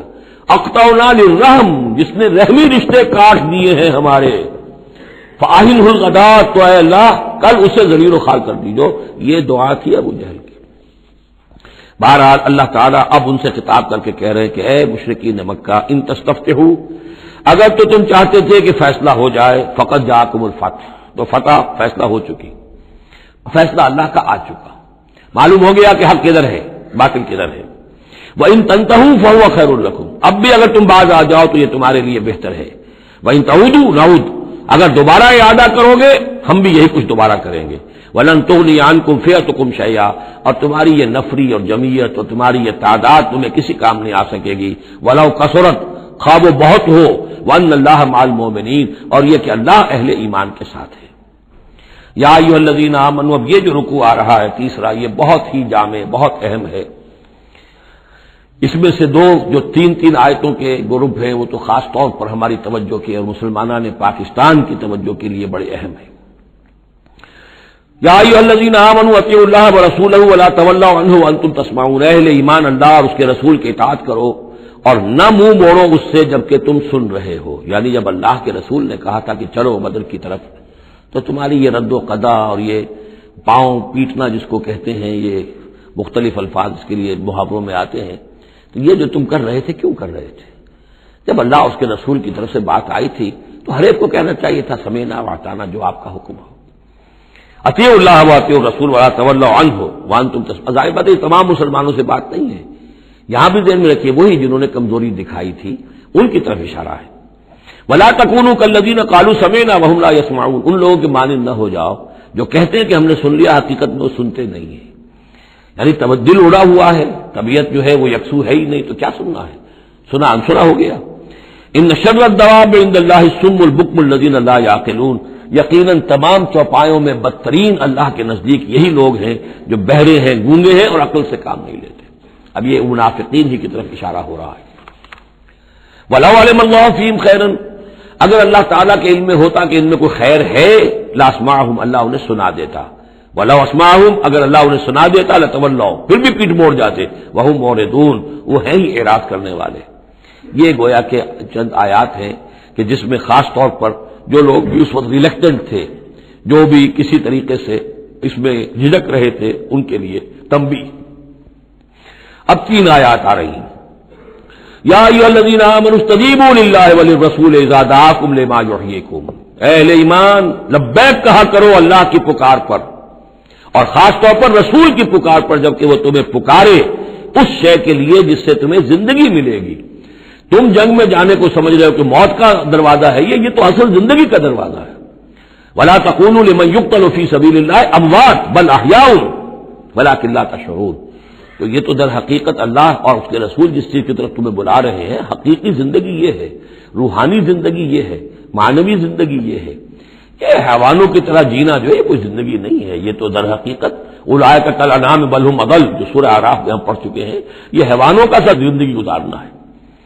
استجیبوا للہ وللرسول اذا دعاکم لما یحییکم واعلموا ان اللہ یحول بین المرء وقلبہ، اور جان لو اللہ تعالی بندے اور اس کے دل کے درمیان حائل بھی ہو جایا کرتا ہے. یعنی اگر اللہ کی رسول کی پکار سنی اور انسنی کر دی، پھر سنی انسنی کر دی، پھر اللہ تعالیٰ پردہ بن جائے گا، اب سننے نہیں دے گا، معذور ہو جاؤ گے سننے سے. یہی وہ بات ہے جس کو کہیں کہتے ہیں ختم اللہ علی قلوبہم وعلی سمعہم، ان کے دلوں پر اللہ نے مہر کر دی ہے، ان کی سماعت پر. اور ہم پڑھ چکے ہیں سورہ انعام میں وَنُقَلِّبُ أَفْئِدَتَهُمْ وَأَبْصَارَهُمْ كَمَا لَمْ يُؤْمِنُوا بِهِ أَوَّلَ مَرَّةٍ.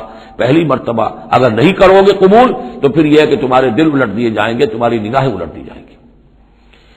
تو اس لیے بہت ہی ڈرنے کی بات ہے جو بھی مطالبہ دین کا سامنے آئے اور ایک دفعہ دل گواہ دے دے کہ ہاں ہے بات ٹھیک ہے، پھر اگر کرنی کترائے گا انسان تو یہیں سے سزا نقد شروع ہو جائے گی، پھر وہ صلاحیت سلب ہو جائے گی، پھر اللہ حائل ہو جائے گا. یعنی قانون خداوندی، سنت خداوندی حائل ہو جائے گی. پھر آپ کے دل پر مہر لگے گی، آپ کے کانوں کے پر مہر لگے گی، آپ کی آنکھوں پر پردے پڑ جائے گے. یا ایھا الذین آمنوا استجیبوا للہ وللرسول اذا دعاکم لما یحییکم واعلموا ان اللہ یحول بین المرء وقلبہ وانہ الیہ تحشرون، اور یہ کہ بالآخر تو تمہیں سب کو اسی کی طرف جمع کیا جانا ہے.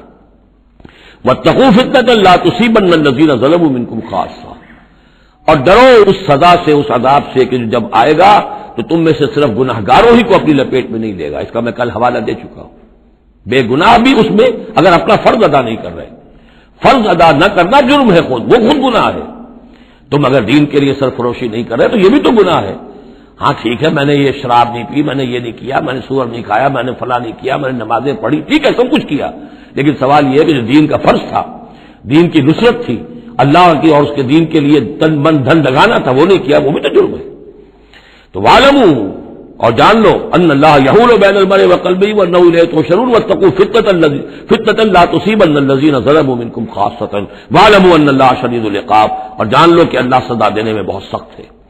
وَاذْكُرُوا، یہ ہے خاص پاکستانی مسلمانوں کے لیے آیت. اور یاد کرو اذ انتم قلیلون، جب تم تھوڑی تعداد میں تھے، جیسے ہم بھی اقلیت کی کا خوف تھا ہمیں کہ ہم ہندوؤں کے مقابلے میں اقلیت ہیں.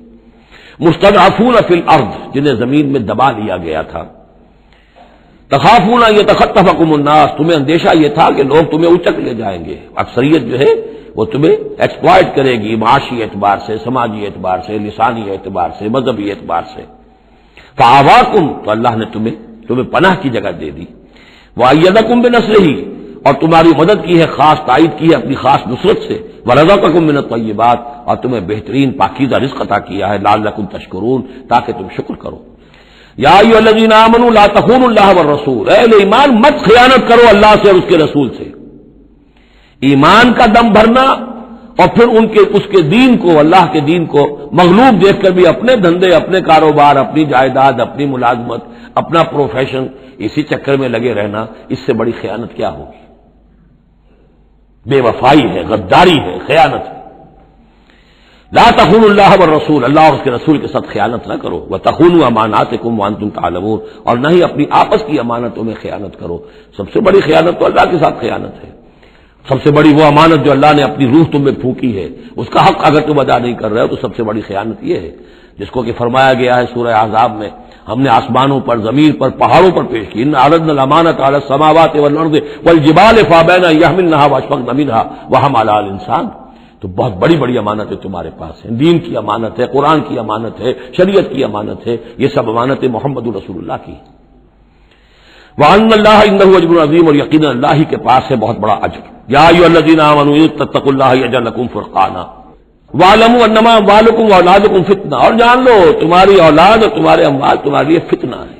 یہی روکتے ہیں، یہی دو بیڑیاں ہیں جو پاؤں میں پڑی رہتی ہیں، مال اور اولاد۔ اولاد کو اعلیٰ سے اعلیٰ تعلیم دلانی ہے، اس کے لیے بڑی بڑی فیسیں دینی پڑتی ہیں، اس کے لیے ظاہر بات ہے کہ اپنا ایک ایک قطرہ جو ہے پسینے کا اور خون کا لگائیں گے تو کہیں جا کر وہ ساری چیزیں فراہم ہوگی۔ آدمی کھپ گیا اسی کے اندر، اولاد کے لیے یا مال کے لیے۔ پھر کہاں سے وقت لائیں دین کے لیے اور دین کی لیے نصرت کے لیے؟ کہاں کوئی رمق جسم کے اندر باقی رہ جاتی ہے؟ جان لو کہ تمہارے اموال اور تمہاری اولاد تمہارے لیے فتنہ ہے۔ فتنہ کہتے ہیں جس پر کسی کو پرکھا جائے، کسوٹی جس کے اوپر پرکھا جا رہا ہو۔ وَأَنَّ اللَّهَ عِندَهُ أَجْرٌ عَظِيمٌ، اور یقینا اللہ ہی کے پاس ہے بڑا اجر۔ یا ایھا الذین آمنوا ان تتقوا اللہ یجعل لکم فرقانا، اہل ایمان اگر تم اللہ کے تقوی پر برقرار رہو گے تمہارے لیے فرقان، ایک کے بعد دوسری فرقان آتی رہے گی۔ پہلا فرقان تو یہ آ گیا ہے، یہ فتح جو تمہیں دی گئی ہے۔ وَيُكَفِّرْ عَنْكُمْ سَيِّئَاتِكُمْ، اور یہ کہ تمہارے سے تمہاری جو کمزوریاں ہیں، برائیاں ہیں، وہ اللہ تعالیٰ دور کر دے گا۔ وَيَغْفِرْ لَكُمْ، اور بخش دے گا۔ وَاللَّهُ ذُو الْفَضْلِ الْعَظِيمِ، اللہ بڑے فضل والا ہے۔ وَإِذْ يَمْكُرُ بِكَ الَّذِينَ كَفَرُوا، اب یہ ہجرت سے پہلے جو صورتحال تھی مکے میں کہ قریش کے سردار بیٹھتے تھے دارالندوہ میں، کیا کریں اب ہم محمد صلی اللہ علیہ وسلم کو قتل کر دیں، سازشیں ہوتی تھیں، اور اسی طریقے سے انہیں قید کر دیں، کہیں یہاں سے نکلنے پہ مجبور کر دیں، تو وہ جو سازشیں ان کی ہوتی تھی اور مشورے ہوتے تھے ان کا ذکر ہے۔ وَإِذْ يَمْكُرُ بِكَ الَّذِينَ كَفَرُوا، اور یاد کیجئے جبکہ وہ لوگ جو کافر ہوئے، یہ کافر لوگ آپ کے بارے میں مشورے کرتے تھے، چالیں چلتے تھے، اسکیمیں بناتے تھے، سازشیں کرتے تھے۔ لِيُثْبِتُوكَ، نمبر ایک تو یہ کہ آپ کو کہیں قید کر دیں، اور يَقْتُلُوكَ، یا قتل کر دیں، اور يُخْرِجُوكَ، یا آپ کو اپنی بستی سے کہیں نکال دیں۔ وَيَمْكُرُونَ وَيَمْكُرُ اللَّهُ، وہ بھی چالیں چل رہے تھے، ان کی بھی اسکیمز تھیں اور اللہ کی اپنی اسکیم تھی۔ وَاللَّهُ خَيْرُ الْمَاكِرِينَ، اور ظاہر بات ہے کہ اللہ تعالیٰ بہترین ہے پلاننگ کرنے والا اور بہترین ہے تدبیر فرمانے والا۔ وَإِذَا تُتْلَىٰ عَلَيْهِمْ آيَاتُنَا قَالُوا قَدْ سَمِعْنَا لَوْ نَشَاءُ لَقُلْنَا مِثْلَ هَٰذَا، اور جب انہیں ہماری آیات پڑھ کے سنائی جاتی ہے تو وہ کہتے ہیں ٹھیک ہے، بہت سن لی ہم نے یہ آیات، بہت محمد آپ نے سنا لیا، کوئی ایسی بات بھی نہیں ہے، ہم چاہیں گے تو ایسا ہی کلام ہم بھی کہہ لیں گے۔ جرأت نہیں کی کسی نے کہ آئے کہ یہ کلام میں نے موضوع کیا ہے اور یہ قرآن کے برابر ہے، تو کوئی کمیشن بٹھا لیجئے، کوئی سازش بنا لیجئے کہ تو طے کریں، یہ جرأت نہیں ہوئی۔ لیکن یہ کہہ دینے میں تو کوئی بات نہیں تھی، زبان کون پکڑے گا؟ لو نشاء لقلنا مثل هذا، اگر ہم چاہیں گے تو ہم بھی ایسے کہہ دیں گے، کوئی ایسی بڑی بات نہیں ہے۔ یہ نضر بن حارث تھا کہ جس کی طرف یہ الفاظ منقول ہیں تاریخ اور سیرت میں۔ ان هذا الا اساطیر الاولین، یہ نہیں ہے یہ مگر یہ کہ پچھلوں کی کہانیاں ہیں، قصے ہیں، جیسے آج بھی مستشرقین کہتے ہیں کہ کچھ تورات سے کچھ انجیل سے محمد نے لے لیا جوڑ جاڑ کر اور یہ قرآن بنایا ہے۔ اب تو خیر وہ دور ذرا بدل گیا ہے، یہ ذرا پچھلی صدی کی بات تھی، اس دور میں لوگ اس قسم کی باتیں زیادہ کرتے تھے۔ وَإِذْ قَالُوا اللَّهُمَّ إِنْ كَانَ هَذَا هُوَ الْحَقُّ، اور وہی بات جو میں نے آپ کو بتائی تھی کل بھی کہ قریش کے لیے سب سے بڑا مسئلہ اپنے عوام کو سنبھالنے کا ہو گیا تھا، کیسے روکیں ان کو کہ یہ محمد صلی اللہ علیہ وسلم کا ایمان نہ لائیں۔ اس کے لیے جو اور تدبیریں وہ کرتے تھے اسی کی طرح کی ایک تدبیر کا ذکر آ رہا ہے۔ مجمع عام میں کھڑے ہو کر دعائیں مانگ رہے ہیں، اے اللہ اگر یہ جو کچھ محمد کہہ رہے ہیں اگر یہ حق ہے اور تیرے پاس سے آیا ہے یہ قرآن، فامطر علینا حجارۃ من السماء، وَإِذْ قَالُوا اللَّهُمَّ إِنْ كَانَ هَذَا هُوَ الْحَقُّ مِنْ عِنْدِكَ، اگر یہ ہے حق تیری طرف سے، فامطر علینا حجارۃ من السماء، تو برسا دے ہم پر پتھر آسمان سے، اب ائتنا بعذاب الیم، یا پھر بھیج دے ہم پر کوئی عذاب۔ اب عذاب آیا نہیں، دیکھ لو، اس کا مطلب یہ کہ یہ محمد جھوٹے ہیں صلی اللہ علیہ وسلم۔ ہم نے تو کہہ دیا، اللہ کو پکار کر کہہ دیا. ہو سکتا ہے کبھی کعبے کے پردے پکڑ کر کہا ہو اسی طریقے سے، تاکہ پورا یقین ہو جائے، کسی درجے میں بھی ہمارے عوام کے اندر کوئی وسوسہ، کوئی دغدغہ باقی نہ رہے. وَمَا كَانَ اللَّهُ لِيُعَذِّبَهُمْ، اور اللہ تعالیٰ انہیں عذاب نہیں دے سکتا تھا، اللہ کے لیے ممکن نہیں تھا کہ ان پر عذاب بھیجتا. وَأَنْتَ فِيهِمْ، جبکہ ابھی اے محمد آپ ان کے مابین موجود تھے. ہجرت سے پہلے معاملہ نہیں ہوا کرتا. یہ اللہ اپنے رسول کو، ان کے ساتھی اہل ایمان کو نکال لیتا ہے، اس کے بعد کوئی عذاب اس نوعیت کا آتا ہے جس نوعیت کا وہ عذاب مانگ رہے تھے. وَأَنْتَ فِيهِمْ وَمَا كَانَ اللَّهُ مُعَذِّبَهُمْ، اللہ ان کو عذاب دینے والا نہیں تھا. وَهُمْ يَسْتَغْفِرُونَ، جبکہ وہ استغفار بھی کر رہے تھے. یعنی اسی مکے میں عوام الناس بھی تو تھے، سادہ لوگ بھی تو تھے، وہ استغفار بھی کرتے تھے، تلبیہ بھی پڑھتے تھے، لبیک اللہم لبیک لبیک اللہم لبیک، یہ بھی تو کرتے تھے، اللہ کو بھی پکارتے تھے. تو بڑا گڑبڑ سا معاملہ تھا. جب تک کہ اللہ تعالیٰ یمیز الخبیث من الطیب کر نہ دے، اس وقت تک اس طرح کا معاملہ اللہ تعالیٰ کے لیے درست نہیں تھا. وَمَا لَهُمْ أَلَّا يُعَذِّبَهُمْ، باقی وہ عذاب کے پورے طور سے مستحق تو ہو چکے ہیں. اور کیا ہے وہ کون سی رکاوٹ ہے ان کے لیے؟ مَا لَهُمْ أَلَّا يُعَذِّبَهُمْ اللَّهُ، کہ اللہ تعالیٰ ان کو عذاب نہ دے. وَهُمْ يَصُدُّونَ عَنِ الْمَسْجِدِ الْحَرَامِ، جبکہ وہ روک رہے ہیں مسجد حرام سے لوگوں کو. وَمَا كَانُوا أَوْلِيَاءَهُ، اور حقیقت میں یہ اس کے متولی نہیں ہے، یہ اس کے مختار نہیں ہے، یہ اس کے ساتھی نہیں ہے. ان اولیاءہ الا المتقون، اس اللہ کے گھر کے تو ولی اور اس کے جو اصل مجاور کہہ لیجئے یا متولی کہہ لیجئے، وہ تو ہوں گے متقی لوگ جو اللہ کا تقوی رکھتے ہوں، اللہ کی بندگی کرتے ہوں. ولکن اکثرهم لا يعلمون، لیکن ان کی اکثریت علم نہیں رکھتی. وما كان صلاتهم عند البيت، اور انہوں نے جو نماز کا حلیہ بگاڑا ہے، نہیں ہے ان کی نماز بیت اللہ کے پاس الا مقام و تصدیہ، سیٹیاں بجاتے ہیں، تالیاں پیٹتے ہیں، یہ ان کی نماز رہ گئی ہے. طواف کرتے تھے تو اس میں سب سے اونچا طواف تھا برہنہ طواف، اور نماز جو تھی ان کی وہ یہ تھی، سیٹیاں بجاتے ہوئے. جیسے کہ آپ کو معلوم ہے کہ بعض علاقوں میں مسجدوں کے اندر جب وہ میلاد کی محفلیں ہوتی ہیں تو اس کے اندر ڈھول اور ڈھمک کا، یہ میں نے سنا ہے کہ خاص طور پر افریقہ کے بعض ممالک میں کام ہوتا ہے. یہ اللہ کا شکر ہے اس حد تک کم سے کم یہ کہ بر عظیم پاک و ہند کے اندر جو بھی صورت ہوئی ہے وہ یہ مسجد کے اندر یہ خرافات نہیں ہوئی ہے، باقی باہر ہو رہی ہے جو بھی ہو رہی ہے. تو انہوں نے نماز کی بھی شکل یہ بنا دی تھی. فذوقوا العذاب بما کنتم تکفرون، تو اب چکھو مزہ عذاب کا اپنے کفر کی پاداش میں.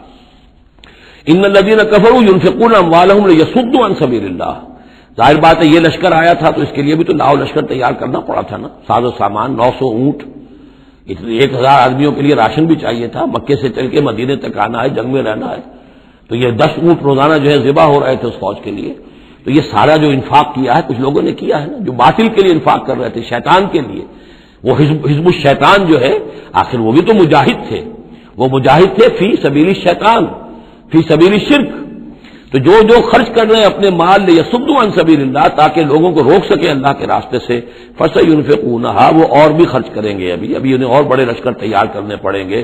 ثم تكون عليهم حسرة، پھر یہ سب ان کے لیے ایک حسرت بن جائے گی. سب کچھ مال بھی ہم نے لگا دیا، ساری جانیں ہم نے گنوا دی، کچھ نہ ہوا. محمد کا بال بھی کا نہ کر سکے صلی اللہ علیہ وسلم.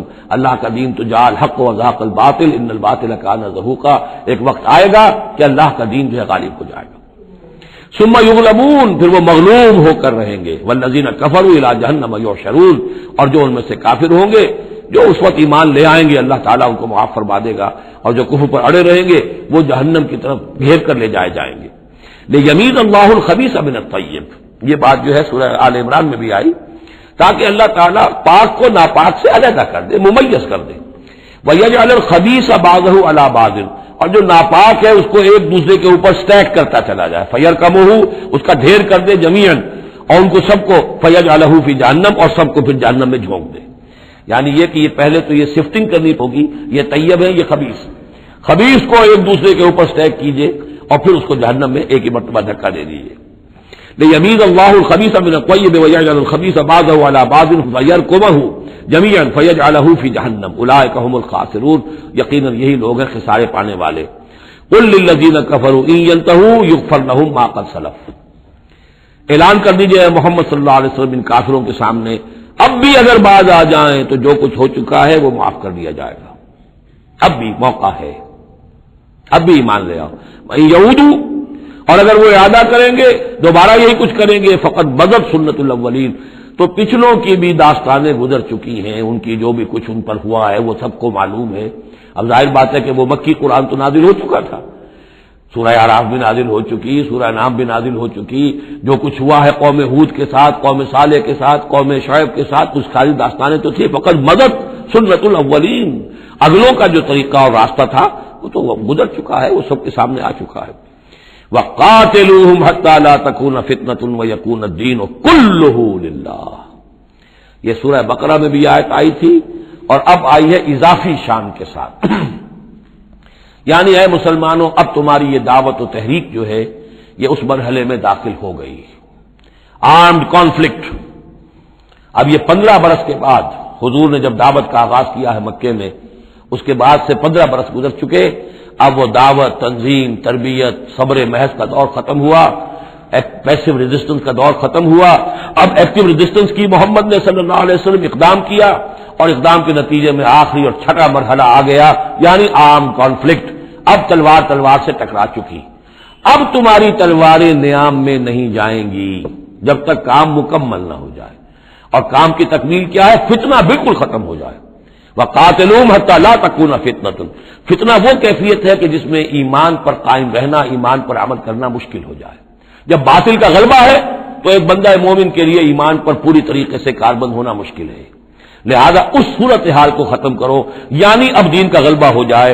حَتَّى لَا تَكُونَ فِتْنَةٌ وَيَكُونَ الدِّينُ كُلُّهُ لِلَّهِ، دین بھی جزوی نہیں، کل کا کل دین اللہ ہی کے تابع آ جائے۔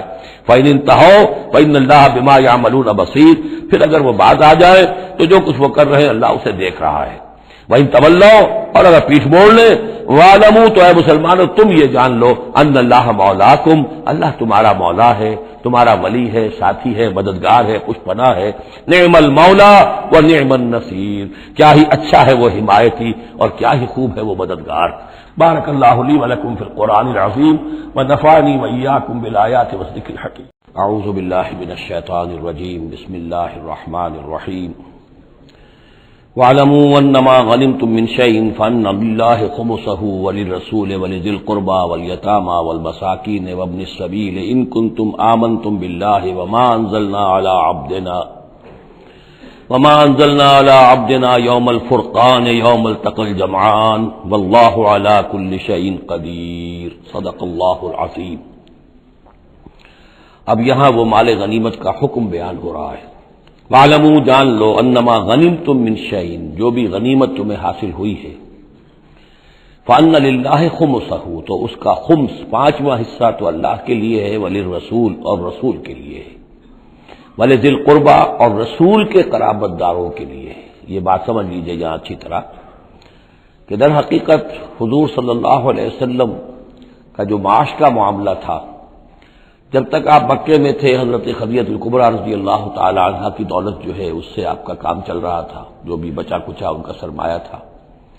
مدینے میں آ کر ظاہر بات ہے کہ اب آپ کے پاس اپنا کوئی ذریعہ معاش نہیں تھا، نہ آپ کوئی تجارت کرتے تھے، تو اب آپ کے اخراجات، اور پھر یہ کہ آپ کے بھی قرابت دار ہیں، آپ کی ازواج مطہرات ہیں، ان کے اخراجات کہاں سے آئیں گے؟ تو مال غنیمت میں سے خمس جو ہے وہ اس کام کے لیے رکھ لیا گیا، گویا وہ بیت المال کا حصہ ہوگا، اور بیت المال ہی کفالت کرے گا حضور کی بھی اور حضور کے قرابت داروں کی بھی۔ اس کے علاوہ اس بیت المال میں یتامى والمساکین وابن السبیل، اس میں حصہ ہوگا یتیموں کے لیے بھی اور مساکین اور محتاجوں کے لیے بھی اور مسافروں کے لیے بھی۔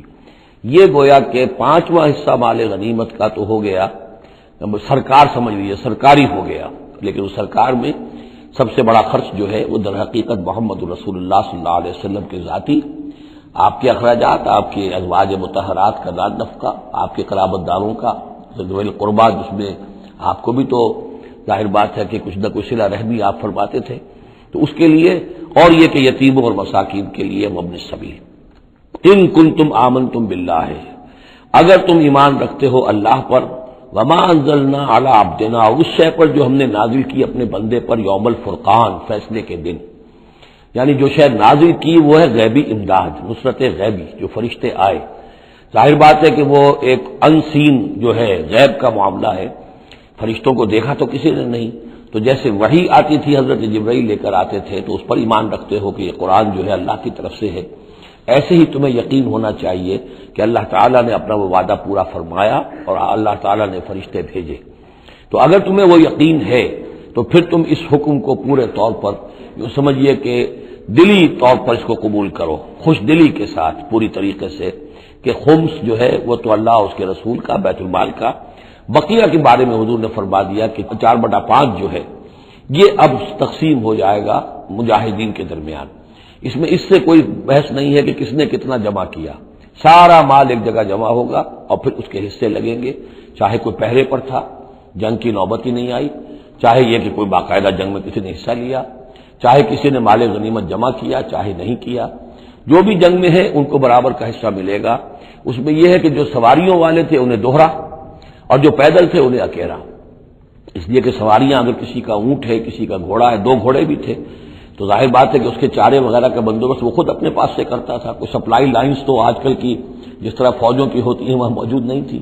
لہذا جو مجاہد تھا کہ جو سوار تھا گھوڑے پر یا اونٹ پر، جس کا اپنا گھوڑا تھا، اپنا اونٹ تھا، اس کو دوہرا حصہ، اور جو عام پیادہ جو مجاہد تھا اس کو اکیلا. وَاعْلَمُوا أَنَّمَا غَنِمْتُم مِّن شَيْءٍ فَأَنَّ لِلَّهِ خُمُسَهُ وَلِلرَّسُولِ وَلِذِي الْقُرْبَى وَالْيَتَامَى وَالْمَسَاكِينِ وَابْنِ السَّبِيلِ إِن كُنتُمْ آمَنتُم بِاللَّهِ وَمَا أَنزَلْنَا عَلَىٰ عَبْدِنَا يَوْمَ الْفُرْقَانِ يَوْمَ الْتَقَى الْجَمْعَانِ. اس فرقان والے دن، فیصلے کے دن، جس دن کی 2 فوجیں بھڑ گئی تھیں. واللہ علی کل شیء قدیر، اور اللہ تعالی ہر چیز پر قادر ہے. اذ انتم بالعدوۃ الدنیا وهم بالعدوۃ القصوى. اصل میں یہ جو وادی ہے جس میں بدر واقع ہوا ہے یہ ایک گھاٹی سی ہے جو دونوں کناروں کے اوپر تو بہت تنگ ہے لیکن درمیان میں بہت کھل کر میدان بن جاتا ہے. اس کا ایک سرا جو ہے وہ شمال کی طرف نکل جاتا ہے اور وہ جا رہا ہے شام کی طرف، ایک سرا جنوب کی طرف ہے اور وہ جاتا ہے مکے کی طرف، ایک مشرق کی طرف آتا ہے کہ جو مدینے کی طرف آ رہا ہے. اور اکثر و بیشتر جو پہلے حاجی جاتے تھے وہ اسی راستے پر تھے، یہی راستہ تھا. اب تو جو نیا طریق الہجرہ بڑی اعلیٰ سڑک بن گئی ہے تو لوگوں کو ان مقامات سے گزرنے کا موقع نہیں ملتا، ورنہ بدر سے ہو کر ہی راستہ گزرتا تھا. تو ایسا ہوا ہے کہ اللہ تعالیٰ کی طرف سے ایسی اسکیم بن گئی، تدبیر ایسی ہو گئی کہ عین بر وقت پہنچے. وہ جو مدینے والا سرا تھا جو قریب تھا مدینے کے اس وادی کا، اس پر حضور پہنچے، اور عین اسی وقت جو دور والا سرا تھا، وہ گھاٹی جہاں پہ ختم ہو رہی تھی جنوب کی طرف، وہاں وہ قریش بھی پہنچ گئے پر وقت. جب تم تھے ورلے کنارے پر اور وہ تھے پرلے کنارے پر. اذ انتم بالعدوۃ الدنیا، دنیا ادنا کا مؤنث ہے قریب تر، وہم بالعدوۃ القصوى، اور وہ تھے پرلے کنارے پر. والرکب اسفل منکم، اور وہ جو قافلہ تھا وہ تم سے نیچے تھا، نیچے ہو کر گزر گیا تھا. یعنی اس کے بعد پہاڑوں کی ایک رینج تھی اور اس کے بعد پھر تہامہ کا میدان تھا. تو ابو سفیان نے یہ کیا تھا کہ قافلے کو لے کر اس بدر کی گھاٹی میں داخل ہی نہیں ہوئے. ادھر سے تو وہ پیغام بھی بھیج دیا تاکہ فوج ادھر سے آئے، تاکہ مسلمانوں کی توجہ بھی ہو تو فوج کی طرف ہو جائے، اور اسی میں وہ داؤ لگا کر اپنے قافلے کو بچا کر نکال کر لے جائیں. اور وہ تہامہ میں ساحل کے ساتھ ساتھ ہو کر نکل بھی گئے. وَلَوْ تَوَاعَدتُّمْ لَاخْتَلَفْتُمْ فِي الْمِيعَادِ، اور اگر تم لوگوں نے آپس میں معاہدہ کیا ہوتا کہ فلاں وقت پر ہمیں پہنچنا ہے، ہو سکتا ہے کہ تم ایک ساتھ نہ پہنچ سکتے، اختلاف ہو جاتا. جیسے اپوائنٹمنٹ ہوتی ہے فلاں وقت پہ میں بھی پہنچوں گا آپ بھی پہنچ جائے تو کچھ نہ کچھ آگے پیچھے ہو جاتا ہے. تو اگر تم طے کر کے بھی آتے تو اتنا نہ ہوتا جتنا کہ ہم نے اپنی مشیت اپنی تدبیر سے کر دیا کہ عین وقت پر تمہیں وہاں پہنچا دیا. اس کی وجہ کیا تھی؟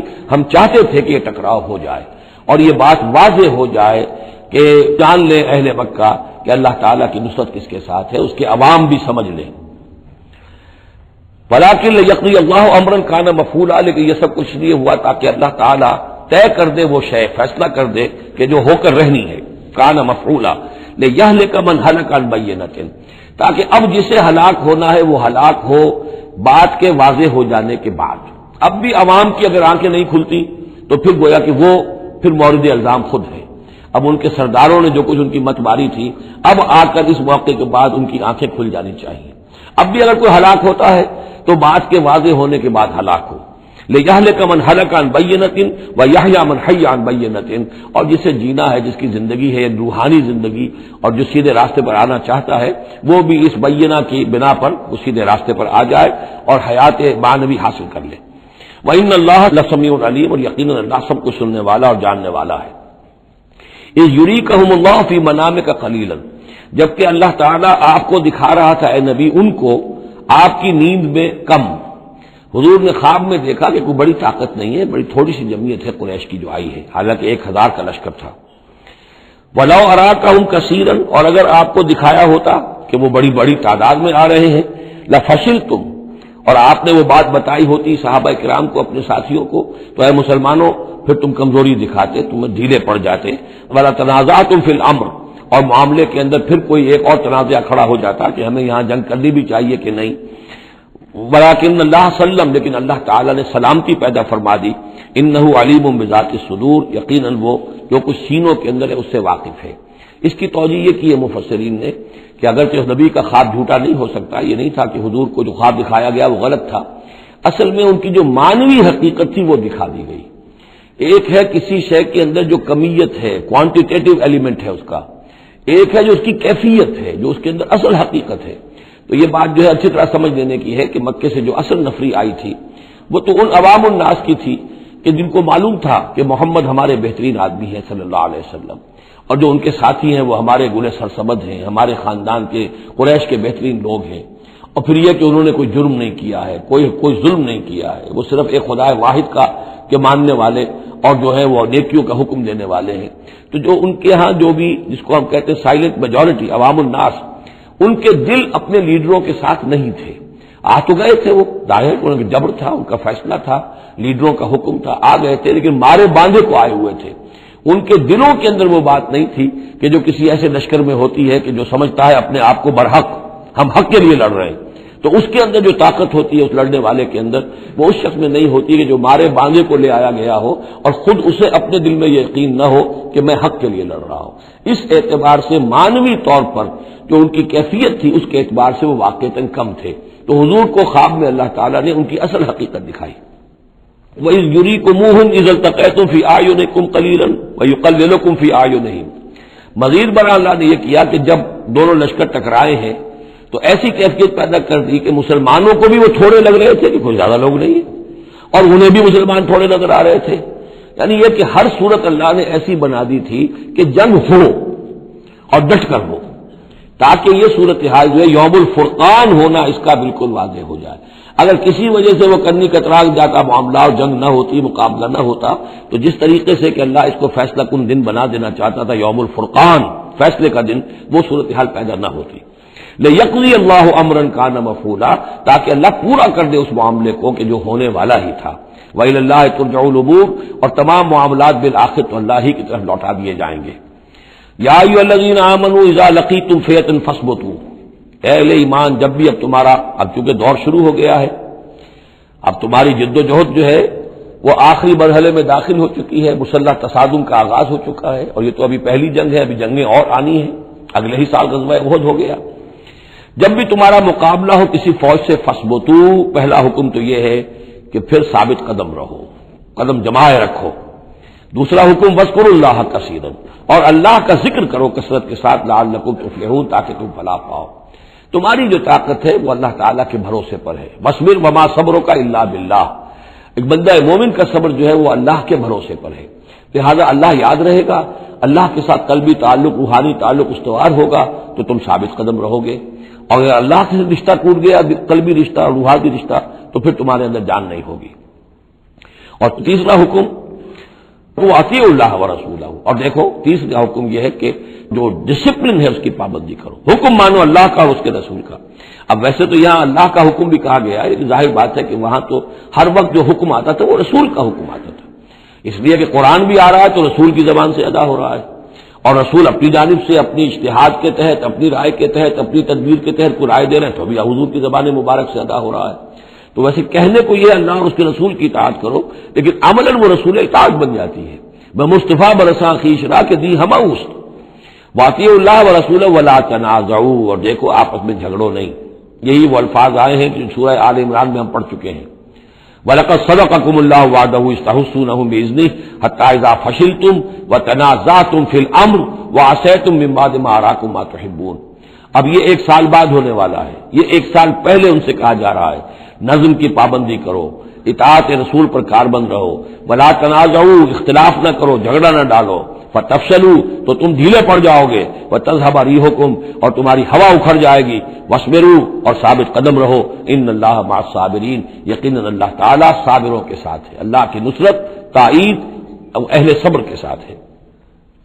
ولا تکونوا کالذین خرجوا من دیارہم بطرا ورئاء الناس، ان لوگوں کے مانند نہ ہو جانا کبھی جو نکلے تھے اپنے گھروں سے اتراتے ہوئے، اینٹتے ہوئے، اکڑتے ہوئے لوگوں کو دکھانے کے لیے۔ یہ وہ قریش کا لشکر جب چلا ہے تو ابو جہل نے جو بھی ساز و سامان کیا تھا اس کے لیے ڈھول ڈھمک کا بھی تھا، اور اس کے ساتھ جو ہے ہر طرح کا لاؤ لشکر، تو وہ تو جا رہے تھے بالکل اس خیال سے کہ فتح ہماری ہے ہی ہے اور ہم مسل کر رکھ دیں گے، جیسے مچھر کو مسل دیا جاتا ہے، یہ مسلمان ہے ہی کتنے۔ وہ جو ہے خوب اپنے شان و شوکت کا مظاہرہ کرتے ہوئے جا رہے تھے۔ وَيَصُدُّونَ عَن سَبِيلِ اللَّهِ، اور حقیقت کیا تھی کہ اللہ کے راستے سے روک رہے تھے۔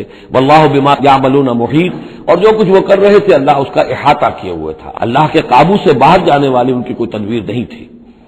وَإِذْ زَيَّنَ لَهُمُ الشَّيْطَانُ أَعْمَالَهُمْ، اور جب کہ شیطان نے ان کے لیے ان کے اعمال کو مزین کر دیا تھا، وَقَالَ لَا غَالِبَ لَكُمُ الْيَوْمَ، اور اس نے ان کے کان میں یہ پھونک ماری تھی، یہ وسوسہ ڈالا تھا، آج تم پر کوئی غالب نہیں آ سکتا۔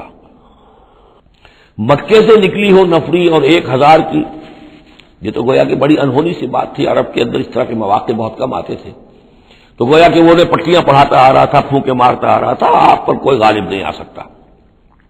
لا غالب لکم اليوم من الناس، کوئی انسانوں میں سے تم پر غالب نہیں آ سکتا، وانی جار لکم، اور میں بھی تمہارے ساتھ ہی ہوں۔ فلما تراءت الفئتان، اور جب دونوں لشکروں نے ایک دوسرے کو دیکھا، آمنے سامنے ہوئی، نکص علی عقبیہ، تو وہ شیطان اپنی ایڑیوں کے بل پیچھے مڑ گیا، بھاگا۔ وقال، اور اس نے کہا انی بریء منکم، میں تم سے لا تعلق ہوں، میرا تم سے کوئی تعلق نہیں۔ انی ارا ما لا ترون، میں وہ کچھ دیکھ رہا ہوں جو تم نہیں دیکھ رہے۔ فرشتوں کو دیکھنا جو ہے، چونکہ یہ بھی ناری مخلوق ہے، نور اور نار میں بڑا قرب ہے، نوری مخلوق ہے ملائکہ اور ناری مخلوق ہے جن، اور یہ جن ہے عزازیل ابلیس، تو اس کو نظر آ گیا فرشتے آ رہے۔ انی ارا ما لا ترون، میں وہ کچھ دیکھ رہا ہوں جو تم نہیں دیکھ سکتے۔ انی اخاف اللہ، مجھے اللہ کا خوف ہے، واللہ شدید العقاب، اور اللہ سزا دینے میں بہت سخت ہے۔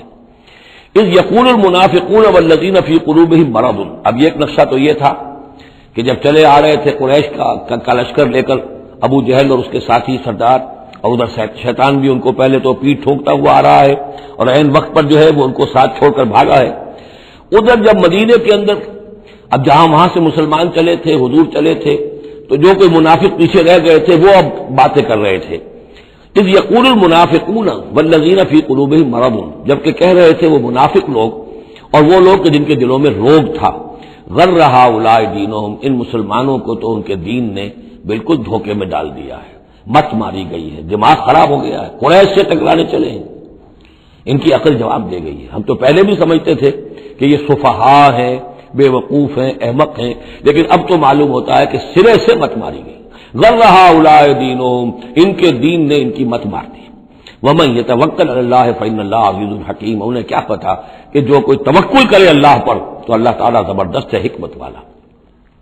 ولو تری یتوفی الذین کفروا الملائکۃ، اور کاش تم دیکھ سکتے جب کہ قبض کرتے ہیں فرشتے ان کافروں کو، ان کی جانوں کو، یضربون وجوہہم، ان کے چہروں پر ضرب لگاتے ہوئے، وادبارہم، اور ان کی پیٹھوں پر، وذوقوا عذاب الحریق، اور کہتے اب چکھو جلنے کا عذاب۔ ذالک بما قدمت ایدیکم، اور یہ وہ کچھ ہے جو تمہارے اپنے ہاتھوں نے آگے بھیجا ہے۔ وان اللہ لیس بظلام للعبید، اور یہ کہ اللہ تو ہرگز اپنے بندوں کے حق میں ظالم نہیں ہے، ظلم کرنے والا نہیں ہے۔ کداب آل فرعون والذین من قبلہم، جیسے کہ معاملہ ہوا آل فرعون کا اور ان کا جو ان سے پہلے تھے۔ آل فرعون سے پہلے قوم شعیب سے پہلے صدوم اور عبورہ کی بستیاں، ان سے پہلے قوم سمود، ان سے پہلے قوم عاد، ان سے پہلے قوم نوح، یہ ہم سورہ اعراف کے اندر یہ ساری چیزیں پڑھ کر آئے۔ کداب آل فرعون والذین من قبلہم کفروا بآیات اللہ، انہوں نے بھی اللہ کی آیات کا کفر کیا، فاخذہم اللہ بذنوبہم، تو اللہ نے پکڑ لیا انہیں ان کے گناہوں کی پاداش میں۔ ان اللہ قوی شدید العقاب، یقیناً اللہ تعالیٰ قوی ہے، قوت والا ہے، زور آور ہے، اور سزا دینے میں سخت ہے۔ ذالک بان اللہ لم یکن مغیرا نعمۃ انعمها علی قوم حتی یغیروا ما بانفسہم، یہ اس لیے ہے کہ اللہ تعالیٰ کا یہ طریقہ نہیں ہے کہ کوئی نعمت جو اس نے کسی قوم کو دی ہو اس میں تغیر کر دے جب تک کہ وہ قوم اپنے اندر کی کیفیت کو متغیر نہ کر دے. یعنی یہ ہر قوم جو اٹھی تھی اسی شکل میں اٹھی تھی کہ اللہ تعالیٰ نے ایک نبی بھیجا. جیسے کہ قوم ہود ختم ہوئی تو حضرت ہود اور ان کے ساتھیوں کے ذریعے سے ایک نئی قوم وجود میں آئی جو آگے چل کر سمود کہلائی. تو یہ لوگ کون تھے؟ یہ لوگ تھے جن کو اللہ نے نعمت دی تھی، انعام دیا تھا، احسان کیا تھا، ایمان انہیں ملا تھا. لیکن جب انہوں نے اپنی اس نعمتوں کو بدل دیا، کفر کی روش پر آ گئے، توحید کی پگڈنڈی چھوڑ کر، توحید کی شاہراہ کو چھوڑ کر شرک کی پگڈنڈیوں پہ مڑ گئے، تو پھر اللہ تعالیٰ کی نعمت بھی تبدیل ہو جاتی ہے. اللہ تعالیٰ نعمت سلب کر لیتا ہے، انعام کی جگہ پر اللہ کا عذاب آ جاتا ہے. ذالک بأن اللہ لم یکن مغیرا نعمتا انعمها علی قوم حتی یغیروا ما بانفسہم. یہی ہے جو مضمون آگے بھی آئے گا سورہ رعد میں بھی، اور اس کو پھر یہ کہ اردو میں بھی ایک شعر میں لوگوں نے پیش کیا ہے کہ خدا نے آج تک اس قوم کی حالت نہیں بدلی، نہ ہو جس کو خیال آپ اپنی حالت کے بدلنے کا. قوموں کے اپنے اندر کے حالات بدلتے ہیں تو پھر تقدیر بدلتی ہے. صرف خواہش سے، وشفل تھنکنگ سے، امانی سے کوئی بات نہیں ہوا کرتی. اور قوم ظاہر بات ہے کہ افراد پر مشتمل ہوتی ہے.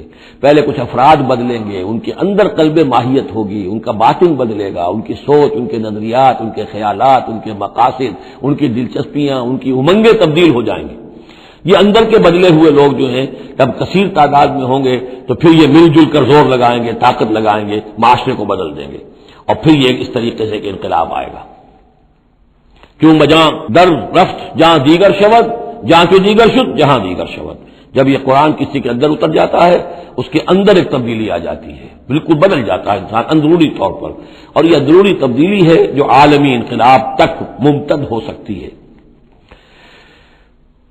وَأَنَّ اللَّهَ سَمِيعٌ عَلِيمٌ، اللہ سب کچھ سننے والا، جاننے والا ہے. کداب آل فرعون، جیسے کہ دستور تھا یا ہوا معاملہ آل فرعون کا، والذین من قبلہم، اور جو ان سے پہلے تھے، کذبوا بآیات ربہم، انہوں نے اپنے رب کی آیات کو جھٹلایا. وَأَهْلَكْنَاهُمْ بِذُنُوبِهِمْ، تو ہم نے ان کو ہلاک کر دیا ان کے گناہوں کی پاداش میں. وَأَغْرَقْنَا آلَ فِرْعَوْنَ، اور آل فرعون کو ہم نے غرق کر دیا. وَكُلٌّ كَانُوا ظَالِمِينَ، اور یہ سب کے سب ظالم تھے. ان شر الدواب عند اللہ الذین کفروا فهم لا یؤمنون، بدترین چوپائے اللہ کے نزدیک یہی لوگ ہیں اللہ کے نزدیک جو کفر کرتے ہیں اور وہ ایمان نہیں لاتے. یعنی وہی جو آیت ہم پڑھ چکے سورہ اعراف میں کہ یہ لوگ انسان نظر آتے ہیں، حقیقت میں انسان نہیں ہے. لہم قلوب لا یفقہون بہا ولہم اعین لا یبصرون بہا ولہم آذان لا یسمعون بہا اولئک کالانعام بل ہم اضل. وہ چوپایوں کے مانند ہیں بلکہ ان سے بھی گئے گزرے. اس لیے شر الدواب کہا گیا. تمام جانداروں میں اور جمان چوپایوں میں، جانوروں میں سب سے برے لوگ جو ہیں وہ یہ انسان نما حیوان ہیں کہ جن کے اندر عقل نہیں، جن کے اندر شعور نہیں، جو ایمان سے خالی ہے اور کفر پر اور صرف دنیا کی لذتوں پر ریجھ گئے. الذین عاہدت منہم ثم ینقضون عہدہم فی کل مرۃ وہم لا یتقون، وہ لوگ کہ جن سے آپ نے اے نبی معاہدہ کیا تھا پھر وہ ہر مرتبہ اپنا عہد توڑتے ہیں اور اس کا کوئی ڈر نہیں رکھتے. اب یہ اشارہ ہو رہا ہے یہود کی طرف، کیونکہ حضور جب مدینے میں تشریف لائے تو میں نے آپ کو شروع میں بتا دیا تھا کہ آپ نے بہت بڑا یہ سمجھیے کہ اس کو Montgomery what, professor Montgomery what نے جس قدر تعریف کی ہے اس کی، اور سارے جتنے بھی الفاظ ہو سکتے تھے انگریزی زبان میں، اسٹیٹس مین شپ کہ حضور کا معاملہ، فہمی کا معاملہ، تدبر کا معاملہ، سیاست کو سمجھنے کا معاملہ، اس کی بہت بڑی بات یہ ہے کہ آپ نے یہودی قبائل جو تھے تینوں ان کو معاہدوں میں جکڑ لیا. تو یہ ایک بہت بڑا آپ کا کارنامہ تھا. لیکن اب ظاہر بات ہے جکڑے تو وہ گئے، اندر سے وہ دشمنی کرتے تھے، ساز باز کرتے تھے. اوپر معاہدہ ہے، اندر سے ساز باز چل رہی ہے، پیغامات بھیجے جا رہے ہیں قریش کو کہ کیا کر رہے ہیں آپ لوگ، کیوں دیر کر رہے ہیں، کیوں نہیں حملہ کرتے، ہم اندر سے آپ کی مدد کریں گے. تو یہ خدمت ابھی چل رہی تھی. تو فرمایا الذین عاہدت منہم ثم ینقضون عہدہم، وہ لوگ کہ جن سے نبی آپ نے عہد کیا، معاہدے کیے، اور وہ یہ کہ اپنے معاہدے توڑ رہے ہیں فی کل مرۃ، ہر بار. وہم لا یتقون، اور وہ ڈرتے نہیں ہیں. فإما تثقفنہم فی الحرب، تو اگر آپ پا جائیں انہیں جنگ میں، فشرد بہم من خلفہم، تو ان کو ایسی سزا دیجیے کہ جو پیچھے ہیں ان کے ہوش ٹھکانے آ جائیں، لعلہم یذکرون، تاکہ انہیں عبرت حاصل ہو جائے. یعنی یہ کہ اب ایک تو یہ کہ وہ کوئی صرف ان کی جو ہے وہ وہاں سے خطوط جا آ رہے ہیں، پیغام رسانی ہو رہی ہے، لیکن کہیں اگر ان میں کا کوئی شخص جنگ میں بھی پکڑا جائے، واقعتاً وہ جنگ میں شریک ہو جائے، قریش کی طرف سے آ جائے اور پکڑا جائے، تو پھر اس کو وہ سزا دیجیے کہ جو ایک کی سزا جو ہے وہ سینکڑوں کے ہوش ٹھکانے کر دے. یہ ہے مطلب. وَإِمَّا تَثْقَفَنَّهُمْ فِي الْحَرْبِ فشرد بہم، ایسی سزا ان کو دیجیے من خلفہم کے جو ان سے پیچھے ہیں ان کے بھی ہوش ٹھکانے ہو جائیں، لعلہم یذکرون، شاید کہ پھر وہ نصیحت پکڑ لیں۔ وَإِمَّا تَخَافَنَّ مِن قَوْمٍ خِيَانَةً، اور اگر آپ کسی کو قومی سطح پر اندیشہ ہو جائے آپ کو کسی سے کہ وہ خیانت پر اتر آئی ہے، یعنی ایک ہے انڈیویجول ایکٹس، بنو قریظہ کا کوئی شخص ہے جو کام کر رہا ہے، بنو قریظہ کا سردار کہے گا صاحب مجھے کیا معلوم، یہ ایک شخص کا انڈیویجول معاملہ ہے، اس نے کوئی خط لکھ دیا ہوگا قریش کو یا کوئی سلسلہ جرمانی کیا ہوگا، لیکن یہ ہمارا اجتماعی معاملہ نہیں ہے، ہم معاہدے کے پابند ہیں۔ بنو قینقاع کا کوئی شخص اس نے کر دیا، تو اس کے لیے تو پہلا حکم آ گیا، وہ کہیں اگر مل جائے، جنگ میں مل جائے، کیونکہ ویسے تو اسے ہاتھ نہیں لگا سکتے، معاہدہ ہے ان کے ساتھ، تو معاہدہ ہے، اس کو کیا سزا دیں گے، لیکن یہ کہ جنگ میں کہیں آ جائے، اتنی جرأت کر جائے تو پھر اس کو وہ سزا دیجیے گا کہ جو پیچھے بیٹھے ہوئے ہیں، جو ڈورے ہلا رہے ہیں، تارے ہلا رہے ہیں، ان کو بھی ہوش ٹھکانے آ جائے۔ لیکن یہ کہ اگر آپ کو اندیشہ ہو جائے تو کوئی قبیلہ جو ہے وہ خلاف ورزی کرنے پر اتر آیا ہے، خیانت کرنے پر اتر آیا ہے، وَإِمَّا تَخَافَنَّ مِن قَوْمٍ خِيَانَةً، کسی کی طرف سے خیانت کا آپ کو اندیشہ ہی ہو جائے، فَانبِذْ إِلَيْهِمْ عَلَىٰ سَوَاءٍ، تو پھر پھینک دیجئے ان کی طرف کھلم کھلا، یعنی پھر معاہدے کو ایبروگیٹ کیجئے، کہہ دیجئے کہ آج سے ہمارا کوئی معاہدہ نہیں۔ یہ نہیں ہے کہ معاہدہ بھی قائم رہے اور آپ ان کے خلاف اقدام بھی کر دیں، یہ صحیح نہیں، اس لیے کہ یہ مقام جو ہے اخلاقی اعتبار سے بھی غلط ہے، اور خاص طور پر آپ کا مقام، مقام نبوت، اس کے اعتبار سے کسی درجے میں بھی نہیں ہے کہ کسی قوم کے ساتھ معاہدہ بھی ہے، آپ کو اندیشہ ہے کہ وہ خیانت کر رہے ہیں تو آپ کھلم کھلا اعلان کر دیجئے کہ آج سے میرا اور تمہارا کوئی معاہدہ نہیں، پھر اقدام کیجیے۔ لیکن یہ کہ بغیر اس اعلان کے کوئی اقدام کرنا ان کے خلاف، یہ در حقیقت اللہ تعالیٰ جو اخلاق چاہتا ہے اہل ایمان کے، اس کے منافی ہے۔ وَإِمَّا تَخَافَنَّ مِن قَوْمٍ خِيَانَةً فَانبِذْ إِلَيْهِمْ عَلَىٰ سَوَاءٍ، اصل میں یہی وہ بات تھی جس کے حوالے سے مولانا مودودی مرحوم نے 1948 میں یہ جو جہاد کشمیر اس وقت ہو رہا تھا اس کے بارے میں رائے ظاہر کی تھی کہ ہندوستان کے ساتھ ہمارے سفارتی تعلقات ہیں، بھارت کے ساتھ ہمارا سارا معاملہ معاہدات کے اوپر چل رہا ہے، پھر اگر یہ کہ معاملہ جو ہے دوسری طرف ہم یہ شکل کر رہے ہیں کہ وہاں پر جنگ کا معاملہ کر رہے ہیں تو یہ غلط ہے، شریعت کی روح سے، قرآن کی روح سے غلط ہے، ہمیں کھلم کھلا اعلان کرنا چاہیے، جو بھی ہو اللہ تعالیٰ پر بھروسہ رکھنا چاہیے، کھل کر سامنے آنا چاہیے۔ یہ یا کہ میز کے اوپر تو معاہدہ ہے، ہاتھ مل رہے ہیں اور میز کے نیچے سے ٹانگیں گھسیٹی جا رہی ہیں، یہ دنیا داروں کا دھندا تو ٹھیک ہے، لیکن اسلام کی روح سے ایک اسلام کے نام پر بننے والی مملکت کی حکومت کا یہ طرز عمل درست نہیں ہے۔ یہ تھا وہ معاملہ جو سن 48 میں مولانا مودودی نے یہ رائے ظاہر کی تھی، اور اس پر پھر کافی ان کے خلاف جو ہے عوامی جذبات جو ہیں وہ بہت بلند ہو گئے تھے، مشتعل ہو گئے تھے، اس لیے کہ عوام کی اپنی سوچ ہوتی ہے۔ وَإِمَّا تَخَافَنَّ مِن قَوْمٍ خِيَانَةً فَانبِذْ إِلَيْهِمْ عَلَىٰ سَوَاءٍ، معاہدہ ان کے منہ پر دے مارو، ان اللہ لا يحب الخائنین، یقیناً اللہ تعالیٰ کو خیانت کرنے والے پسند نہیں ہے۔ وَلَا يَحْسَبَنَّ الَّذِينَ كَفَرُوا سَبَقُوا، اور نہ سمجھے وہ لوگ جنہوں نے کفر کیا ہے کہ وہ بچ نکلے ہیں، یعنی یہ کہ اب اگر کچھ لوگ بچ کے بھی تو چلے گئے نا، آخر 1000 کی نفری آئی تھی، انہم لا یعجزون، یہ جو بچ کر چلے گئے وہ یہ نہ سمجھے کہ وہ اللہ کو عاجز کر دیں گے، وہ عاجز نہیں کر سکیں گے۔ وَأَعِدُّوا لَهُم مَّا اسْتَطَعْتُمْ، اور اے مسلمانوں اب جب یہ نیا دور شروع ہو ہی گیا ہے تمہاری اس دعوت و تحریک کا، تو اب پوری طریقے سے اپنے امکان بھر سامان حرب تیار کرو۔ اعدوا لہم، اعداد تیاری کرنا، اسلحہ تیار کرو، سامان جنگ تیار کرو، گھوڑے تیار رکھو، رسالہ تمہارا ہونا چاہیے، جو بھی تمہارے لیے ممکن ہے۔ یہ توکل کا مطلب یہ نہیں ہے کہ تم ہاتھ پر ہاتھ دھر کر بیٹھ رہو اللہ تمہاری مدد کرے گا۔ اعدوا لہم ما استطعتم، اپنی استطاعت جو ہے اس کی حد تک تو پوری تیاری کرو، من قوت، طاقت سے بھی، ومن رباط الخیل، اور پلے ہوئے گھوڑوں کے ذریعے سے بھی، اس لیے کہ اس زمانے میں جنگ کے لیے سب سے زیادہ جو مؤثر شے تھی آپ کو معلوم ہے وہ گھوڑا، تیز رفتار ہے، اونٹ جو ہے تیز دوڑ نہیں سکتا ہے، اور اسی حوالے سے آج سمجھ لیجیے ہمارے لیے بہت اہم مسئلہ ہے یہ، اللہ تعالیٰ نے شاید عالم اسلام میں پورے میں پتہ نہیں 50 60 70 کتنے ملک دنیا میں ہیں مسلمان کہلاتے ہیں، ایک ملک ہے صرف جسے ایٹمک صلاحیت دی ہے، اور یہ امانت پوری امت مسلمہ کی ہے، مسلمانوں نے پاکستان کے پاس، اور اس کے بارے میں اگر امریکہ کا دباؤ قبول کر لیا گیا تو یہ سب سے بڑی خیانت ہوگی اللہ کے ساتھ، امت مسلمہ کے ساتھ، اللہ کے دین کے ساتھ۔ وہ اسرائیل لے کر بیٹھا ہوا ہے ایٹم بم کے، اس کے پاس انبار لگے ہوئے، لیکن یہ ہے کہ ساری پالیسی جو چل رہی ہے وہ یہ کسی طریقے سے پاکستان کا، ایک عراق کے بارے میں اندیشہ ہوا تھا کہ اسے ایٹمی دانت نکل سکتے ہیں، اس ایک مرتبہ اس کا وہ ایٹمک پلانٹ جو ہے اس کا بھرکس نکال دیا تھا، دوسری مرتبہ یہ کہ اس کا پورا بھرکس ہی نکل گیا، اگلا پچھلا کھایا پیا سب اگلوا دیا۔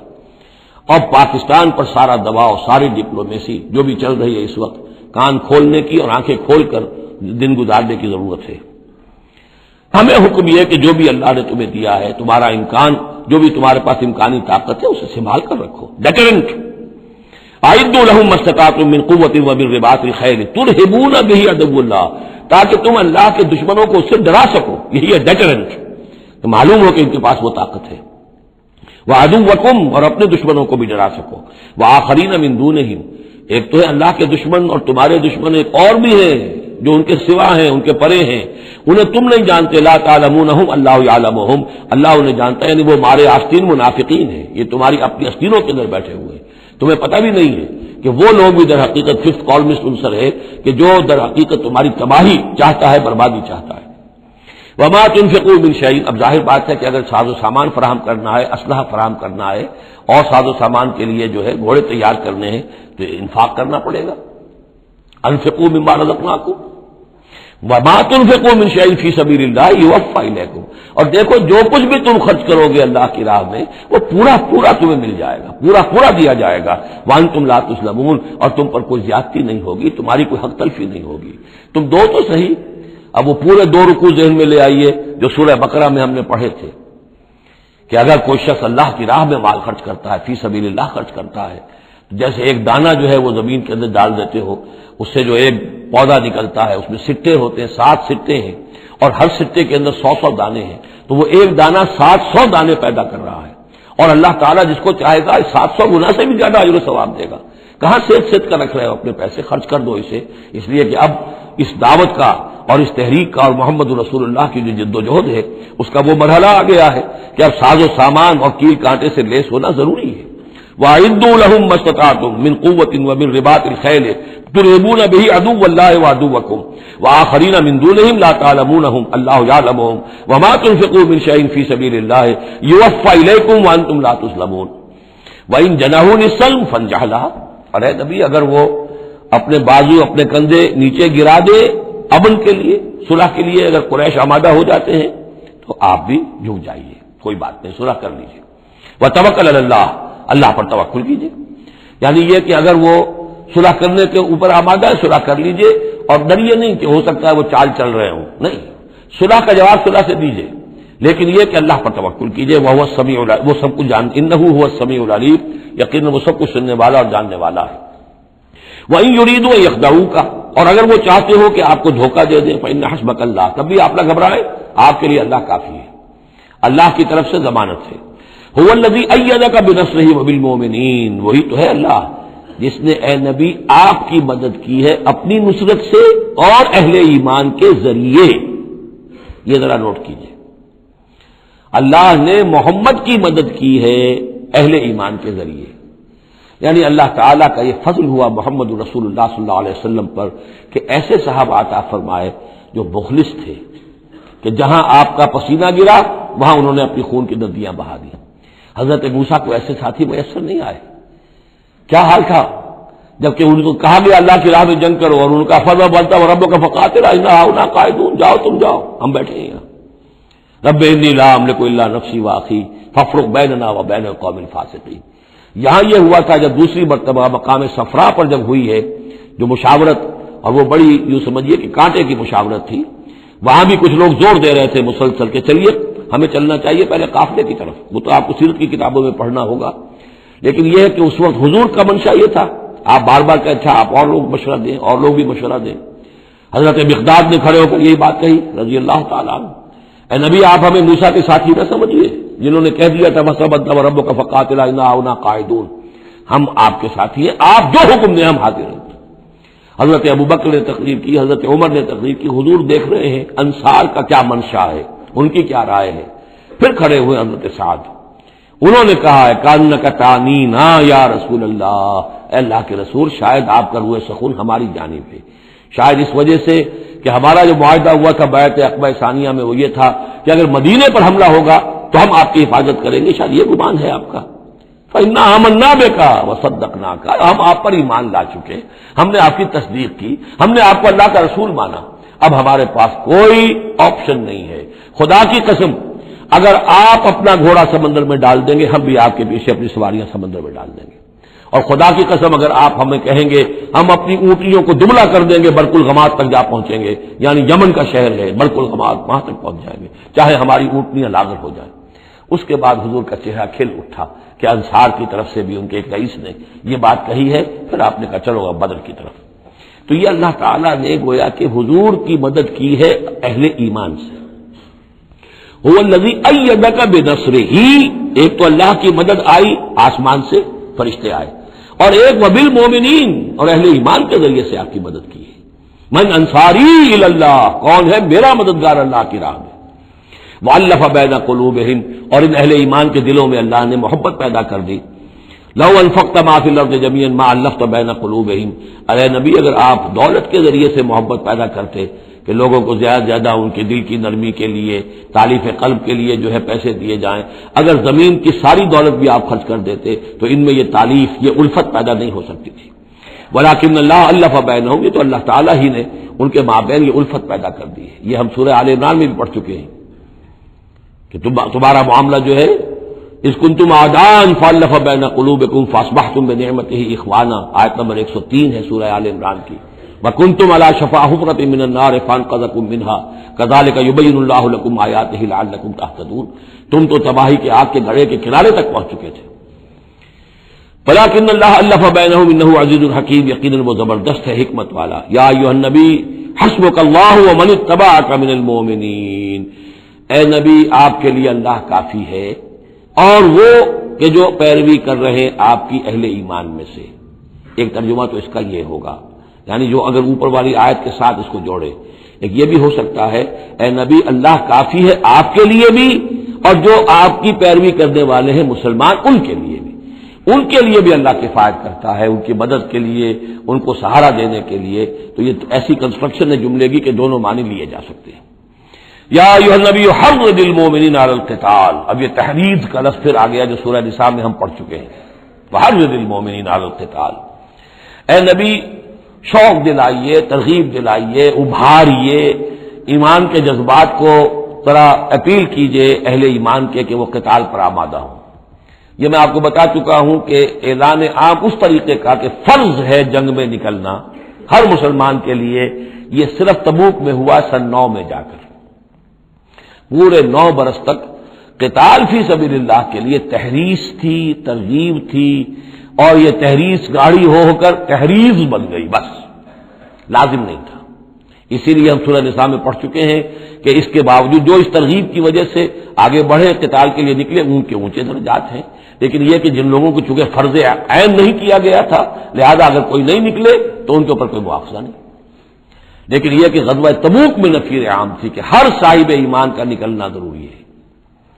حرض المؤمنین علی القتال ان یکن منکم 20 صابرون، اگر تم میں سے 20 ہوں گے صبر کرنے والے، یغلبوا 200 تو وہ 200 پر غالب آ جائیں گے۔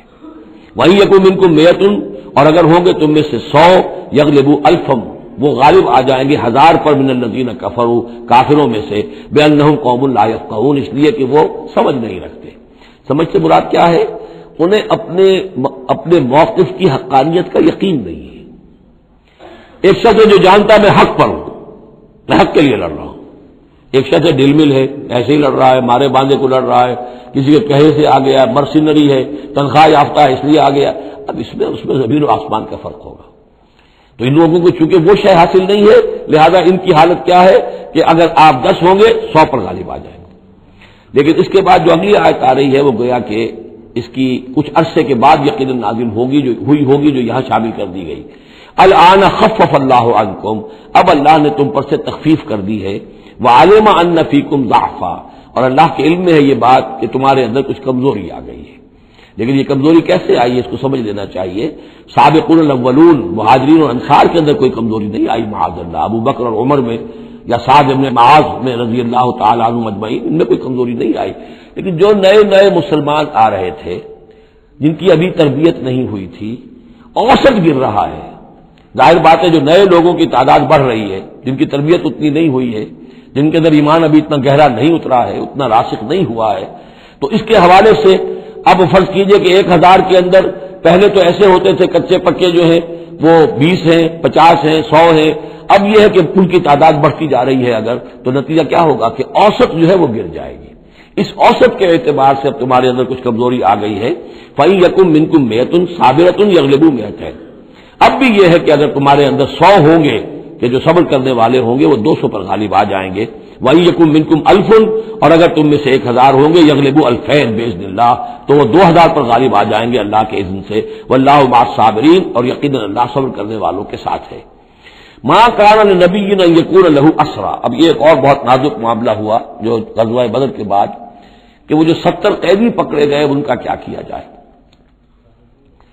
جو قریش کے 70 قیدی، اب اس کی ایک شکل تو یہ تھی، مشاورت کی حضور نے، حضرت ابوبکر کی ایک رائے تھی، حضور کی اپنی رائے بھی وہی تھی، اس لیے کہ جو مزاج حضور کا تھا، آپ شفیق، نرم، رؤوف، رقیق القلب، یہی معاملہ حضرت ابوبکر کا تھا۔ حضرت عمر تھے سخت، اشدہم فی امر اللہ عمر، حضرت عمر کی یہ رائے تھی کہ ان سب کو قتل کر دینا چاہیے، اگر ہم نے فدیہ لے کر یا اور معاف کر دیا ویسے ہی چھوڑ دیا، یہ پھر دوبارہ آئیں گے، کفر کو تقویت حاصل ہوگی۔ تو اس کو تو جب تک کہ کفر کی کمر ٹوٹ نہ جائے، یہ سانپ جو ہے جب تک کہ پوری طرح کچلا نہ جائے، اس وقت تک جو ہے ہمیں کوئی نرمی نہیں کرنی چاہیے، بلکہ وہ اس حد تک تھے کہ ہم میں سے یہ جو قیدی آئے ہیں جو ان کے قریب ترین عزیز ہوں، بس مہاجرین کے اندر وہ لوگ موجود تھے، قریش کے جو لوگ پکڑے گئے ہیں، تو مہاجرین جو تھے یہاں صحابہ کرام وہ بھی تو قرشی تھے، تو اپنے قریب ترین عزیزوں کو اپنے ہاتھ سے قتل کریں، یہ حضرت عمر کی رائے تھی۔ حضور صلی اللہ علیہ وسلم کی رائے اور حضرت ابوبکر کی رائے بھی یہ تھی کہ نہیں، نرمی کی جائے، فدیہ لے کر چھوڑ دیا جائے۔ فیصلہ ہو گیا، اس پر عمل ہو گیا، لیکن پھر جو یہ آیت اتری ہے یہ پھر بہت سخت ہے، اس میں اس فیصلے کو غلط قرار دیا گیا، اگرچہ فیصلہ ہو گیا ٹھیک ہے، لیکن یہ کہ اس کے اوپر گرفت ہوئی ہے کہ یہ نہیں ہونا چاہیے تھا۔ یہ مضمون بنیادی طور پر یہ سورہ محمد میں آئے گا صلی اللہ علیہ وسلم، اور وہاں تفصیل کے ساتھ اس کی پوری بات آ چکی ہے، اور چونکہ سورہ محمد سورہ بقرہ سے بھی پہلے نازل ہو چکی تھی، سورۃ القتال، اس حوالے سے یہ بات جو ہے بہت اہم ہے کہ اس میں یہ قاعدہ قانون آ چکا تھا، اس کے باوجود اس بات کا ہو جانا یہ گویا کہ ایک طرح سے ایک کوتاہی ہوئی ہے، وقتی طور پر نظر انداز ہو گیا اللہ تعالیٰ کا مستقل حکم۔ ما کان لنبی ان یکون لہ اسریٰ، کسی نبی کے لیے یہ جائز نہیں ہے کہ اس کے پاس قیدی ہوں، حتی یسخن فی الارض، جب تک کہ زمین کے اندر خوب خونریزی نہ ہو لے، یعنی باطل کی کمر نہ توڑی جا چکی ہو، اس وقت تک قیدی رکھنا، قیدی رکھنے کا مطلب کہ وہ زندہ رہیں گے، آج نہیں تو کل انہیں چھوڑنا پڑے گا، آپ چھوڑیں گے ان کو وہ پھر کفر کی تقویت کا باعث بنیں گے۔ تريدون عرض الدنیا، تم دنیا کا ساز و سامان چاہتے ہو، یعنی فدیہ ملے گا، مال ملے گا۔ اب یہ ظاہر بات ہے کہ نہ حضور کی یہ نیت ہو سکتی تھی معاذ اللہ، اور نہ حضرت ابوبکر کی، لیکن اللہ تعالیٰ کا معاملہ ہے، جب وہ اپنے نبیوں کے اوپر بھی کبھی گرفت کرتا ہے تو بظاہر الفاظ بڑے سخت ہوتے ہیں، بظاہر بڑے سخت ہوتے ہیں، تو اس کے اندر وہ سختی موجود ہے۔ ظاہر بات ہے کہ یہ بات نہ حضور کے لیے نہ حضرت ابوبکر کے لیے۔ تريدون عرض الدنیا، تم دنیا کا سامان چاہتے ہو، واللہ یرید الآخرہ، اللہ کے پیش نظر آخرت ہے۔ سورہ محمد کی آیت نمبر 4 میں یہ پورا قانون آئے گا، ہم وہاں پڑھ لیں گے۔ واللہ عزیز الحکیم، اور اللہ تعالی عزیز اور حکیم ہے۔ لولا کتاب من اللہ سبقا، اگر نہ ہوتی بات اللہ کی طرف سے جو پہلے سے آ چکی تھی، یعنی سورہ محمد کی آیت نمبر 4، اس میں ایک امکان نکلتا تھا اس کی تعبیر کا، اگرچہ تعبیر کے اندر میرے نزدیک غلطی ہوئی ہے، لیکن پھر بھی ایک اس کے اندر امکان موجود تھا جس کو کہ استعمال کیا ہے محمد الرسول اللہ صلی اللہ علیہ وسلم سے۔ لولا کتاب من اللہ سبقا، اگر یہ اللہ تعالیٰ کی طرف سے بات پہلے سے طے نہ ہو چکی ہوتی، لمسکم فیما اخذتم عذاب عظیم، تو جو کچھ تم نے یہ فدیہ وغیرہ لیا ہے اس پر تم پر بڑا سخت عذاب آتا۔ قانون ہم سورہ محمد میں پڑھیں گے کہ وہ کیا تھا، اور اس کی انٹرپریٹیشن کے اندر یہاں حضور نے کس جگہ سے گنجائش نکالی۔ دیکھیے ہوتا یہ ہے کہ آپ کا رجحان نرمی کا ہے تو آپ ایک ہی بات کے اندر سے نرم پہلو نکال لیں گے، جیسے کہ میں نے عرض کیا تھا کہ جو لوگ کہ سنتے ہیں الذین یستمعون القول فیتبعون احسن، وہ لوگ کہ جو کسی بات کو سن کر پھر پیروی کرتے ہیں اس میں سے بہترین کی، جو بھی اس میں اعلیٰ ترین درجہ ہے اس تک پہنچنے کی کوشش کرتے ہیں۔ لیکن طبیعت کے اندر اگر نرمی تھی تو اس نرمی کی وجہ سے حضور نے اس کے اندر ایک اپنے لیے گنجائش نکال لی، لیکن چونکہ اس آیت کے اندر وہ گنجائش واقعتاً موجود ہے، لہذا فرمایا اگر وہ نہ ہوا ہوتا، لولا کتاب من اللہ سبقا، اگر وہ آیت پہلے نازل نہ ہو چکی ہوتی، لمسکم فیہا فیما اخذتم عذاب عظیم، تو تم پر جو بھی تم نے لیا ہے یہ فدیہ وغیرہ، اس پر تم پر بڑی سخت پکڑ ہوتی اور عذاب آتا۔ روایات میں آتا ہے کہ حضور بھی اور حضرت ابوبکر بھی دونوں پھر اس آیت کے نزول کے بعد روتے رہے ہیں کہ ہم سے یہ خطا ہوئی ہے۔ بہرحال خطا اجتہادی ہے، کوئی غلط اس طرح کی نہیں ہے کہ کسی صریح حکم کی خلاف ورزی کی گئی ہو، وہ یہ ہے کہ جو بھی اس میں رعایت رکھی گئی تھی اس کو آپ نے اپنے اجتہاد سے اس کے اندر سے جو بھی نرمی کا پہلو تھا وہ نکال دیا۔ فَكُلُوا مِمَّا غَنِمْتُمْ حَلَالًا طَيِّبًا، تو اب کھاؤ جو تمہیں ملا ہے غنیمت، غنیمت میں وہ بھی ہے جو عین جنگ کے موقع پر مال غنیمت ملا، اور جو فدیہ اب مل رہا ہے وہ بھی غنیمت ہے۔ حلالا طیبا، کھاؤ، اس میں کوئی اب تمہیں ہچکچاہٹ نہ ہو، حلال اور طیب ستھرا۔ واتقوا اللہ، اللہ کا تقوی اختیار کرو، ان اللہ غفور الرحیم، یقیناً اللہ تعالی بخشنے والا رحم فرمانے والا ہے۔ یا ایھا النبی قل لمن فی ایدیکم من الاسریٰ، اے نبی کہہ دیجئے ان لوگوں سے جو آپ کے قبضے میں ہیں قیدی۔ اب قیدیوں میں جان لیجئے حضرت عباس ابن عبد المطلب بھی تھے رضی اللہ عنہ، جو حضور کے چچا تھے۔ گمان غالب یہ ہے کہ وہ ایمان تو لا چکے تھے، اپنے ایمان کا اعلان نہیں کیا تھا، لہذا جنگ میں کفار کے ساتھ ہو کر آئے تھے، وہ بھی گرفتار تھے۔ اور بھی کچھ لوگ تھے جو جن کے بارے میں حضور جانتے تھے کہ یہ لوگ جو ہے اپنی دلی خواہش سے نہیں آئے ہیں، بلکہ یہ کہ اپنے سرداروں کے دباؤ کی وجہ سے آئے ہیں، لیکن قانون تو قانون ہے۔ تو اس طریقے کا معاملہ جب ہوا ہے، اور پھر حضور کے اپنے اقدامات، وہ قیدی ہیں ابو العاص، ان کی بڑی صاحبزادی زینب رضی اللہ تعالی عنہا نے پھر ان کے لیے اپنا وہ ہار بھیجا ہے جو حضرت خدیجہ نے انہیں شادی کے موقع پر دیا تھا۔ تو یہ ایسی کیفیات ہیں، ہم جب پڑھتے ہیں ان چیزوں کے تو ہمارے لیے تو ایک تعلق جو ہے وہ ایک ماضی کی تاریخ کے قصوں کی ہے، وہاں تو یہ خونی رشتے بھی تھے، تعلقات بھی تھے، ایک ہی خاندان ہے، ایک ہی قبیلہ ہے، اسی کے لوگ آئے ہوئے ہیں۔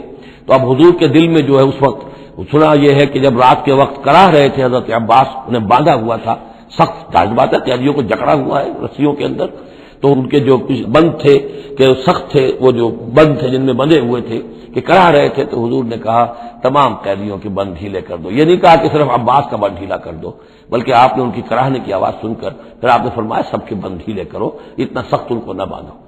تو اس طرح کا معاملہ جو ہے اس کو ذہن میں رکھیے۔ یا ایھا النبی قل لمن فی ایدیکم من الاسریٰ، کہہ دیجئے ان سے جو آپ کے ہاتھ میں اب قیدی ہیں، ان یعلم اللہ فی قلوبکم خیرا، دیکھو اگر جو کچھ تمہارے دلوں میں ہے اللہ کے علم میں ہے کہ وہ خیر ہے، یؤتکم خیرا مما اخذ منکم، تو جو کچھ تم سے اس وقت لیا گیا ہے اس سے بہتر اللہ تمہیں دے دے گا۔ یعنی یہ کہ نیت کا معاملہ تمہارا اور اللہ کے مابین ہے، ہمارا معاملہ قانون کا ہے۔ تم آئے کفار کے ساتھ جنگ کرتے ہوئے آئے ہو، پکڑے گئے ہو، اب ان میں کوئی ڈسکریمنیشن نہیں ہو سکتی، کوئی شخص کہے کہ نہیں صاحب میں تو مجبوراً آیا تھا اور میں تو کسی کے کہنے میں آیا تھا اور میں تو حقیقت میں تو اسلام لا چکا تھا، یہ بات جو ہے اب نہیں چلے گی۔ لہذا یہ ضرور ہے کہ اگر تمہارے دل میں کوئی خیر ہے، کوئی بھلائی ہے، اور اس وقت یہ کہ تم سمجھتے ہو کہ تم اس صورتحال میں مجبوراً پھنس گئے ہو اور تمہیں فدیہ ادا کرنا پڑ رہا ہے، تو اللہ تعالیٰ تمہیں اس سے کہیں زیادہ دے دے گا کہ جو آج تمہیں فدیے میں دینا پڑ رہا ہے۔ ظاہر بات ہے کہ وہاں بیویوں کو خبریں پہنچی، انہوں نے اپنے زیور بھیجے ہیں، حضرت زینب رضی اللہ تعالی عنہ نے بھی اپنا زیور بھیجا، ہار بھیجا ہے، اور حضور کی آنکھوں میں آنسو آ گئے جب آپ نے وہ ہار دیکھا، حضرت خدیجہ کا ہار رضی اللہ تعالی عنہ۔ وہ پوری زندگی جو آپ کی گزری تھی حضرت خدیجہ کے ساتھ، وہ ساری آنکھوں میں نگاہوں کے سامنے آ گئی، جو ان کی وفاداری تھی اور جو انہوں نے خدمت کی تھی، وفا شعاری کی تھی۔ تو اس کے بعد مسلمانوں سے کہا کہ یہ اس ماں کی یادگار تھی بیٹی کے پاس، اگر آپ لوگ اجازت دیں تو یہ اس کو واپس کر دیا جائے، تو اس کو پھر لوگوں کی اجازت سے وہ ہار واپس کیا گیا۔ تو یہ سارے جو جذباتی معاملات تھے ان کو اچھے سے سمجھیے کہ ہم پڑھتے ہوئے ان چیزوں کو سمجھتے ہیں کہ جیسے ایک بس تاریخ کا ایک واقعہ ہے، اس کے ساتھ جو احساسات، جذبات، جو اس کے ساتھ اور فوری جو اس وقت کی کیفیات تھی، اس کا ہمارے لیے اکثر و بیشتر تو ممکن ہی نہیں کہ تصور کر سکے۔ یا ایھا النبی قل لمن فی ایدیکم من الاسریٰ، اے نبی کہہ دیجئے ان لوگوں سے جو آپ لوگوں کے قبضے میں ہیں اس وقت، ان قیدیوں میں سے، ان یعلم اللہ فی قلوبکم خیرا، اگر اللہ کے علم میں ہے کہ تمہارے دل میں خیر ہے، یؤتکم خیرا مما اخذ منکم، تو جو کچھ تم سے لیا گیا ہے اللہ اس سے بہتر تمہیں دے دے گا، ویغفر لکم، اور تمہیں بخش دے گا، واللہ غفور الرحیم، اور اللہ غفور الرحیم ہے۔ وَإِن يُرِيدُوا خِيَانَتَكَ، اور اگر یہ آپ سے خیانت کرنا چاہیں، جھوٹ بول رہے ہوں، جھوٹی قسمیں کھا رہے ہوں کہ ہمارے ساتھ تو معاملہ یوں ہو گیا تھا اور ایسے آ گئے تھے، فقد خان اللہ من قبل، تو پھر یہ پہلے اللہ سے بھی خیانتیں کرتے رہے ہیں، منہم فامکن منکم، اللہ تعالیٰ نے ان کو پکڑوا دیا، واللہ علیم الحکیم، اللہ حکیم اور علیم ہے۔ اب یہ یوں سمجھیے کہ کنکلوڈنگ آیات ہے سورہ مبارکہ کی، ان الذین آمنوا وہاجروا وجاہدوا باموالہم وانفسہم فی سبیل اللہ والذین آووا ونصروا اولئک بعضهم اولیاء بعض، یقیناً وہ لوگ جو ایمان لائے اور جنہوں نے ہجرت کی اور جہاد کیا اپنے اموالوں اور جانوں کے ساتھ اللہ کی راہ میں، اور وہ لوگ جنہوں نے انہیں پناہ دی اور ان کی مدد کی، اولئک بعضهم اولیاء بعض، یہ وہ لوگ ہیں کہ جو ایک دوسرے کے ساتھی ہیں، رفیق ہیں۔ یہ آپ نے بات سمجھ لی۔ اس وقت تک مسلمان معاشرہ جو ہے یہ دو حصوں میں علیحدہ علیحدہ منقسم تھا، مہاجرین، انصار۔ اگرچہ مہاجرین اور انصار کو بھائی بھائی بنایا جا چکا تھا، لیکن ظاہر بات ہے کہ صرف اس طرح کے تعلق سے وہ پورا جو قبائلی نظام جو ہے وہ ایک دم تو تلپٹ نہیں ہو جاتا۔ تو اس وقت تک کی صورتحال بھی یہ ہے کہ جو پہلے جو 8 مہمیں حضور نے بھیجی ہیں اس میں کسی انصاری کو شریک نہیں کیا، وہ ایکسکلوسیولی مہاجر فینومینن تھا۔ جنگ بدر میں پہلی مرتبہ جو ہے انصار شریک ہوئے ہیں، ورنہ پہلے صرف مہاجرین تھے۔ لہذا وہ پہلی آیت جو ہے ان الذین آمنوا، وہ لوگ جو ایمان لائے، وہاجروا، انہوں نے مکے سے ہجرت کی، مدینے آ گئے، وجاہدوا باموالہم وانفسہم فی سبیل اللہ، اور انصار مدینہ تو اب جہاد میں شریک ہوئے ہیں، یہ 1.5 سال سے اس جہاد میں پہلے سے چلے آ رہے ہیں کہ پوری 8 مہمیں جو پہلے کی ہیں وہ ایکسکلوسیو جو ہیں وہ صرف مہاجرین نے کی ہیں۔ وجاہدوا باموالہم وانفسہم فی سبیل اللہ، یہ ایک طبقہ ہو گیا، ایک جماعت ہو گئی۔ والذین آووا، اور انصار کی شان کیا ہے؟ انہیں جگہ دی، پناہ دی، اپنے گھر تقسیم کر دیے، اپنی دکانیں تقسیم کر دی، اور اس طریقے سے مسلمانوں کے لیے اپنے دلوں میں بھی اور اپنے گھروں میں بھی پوری جگہ پیدا کی۔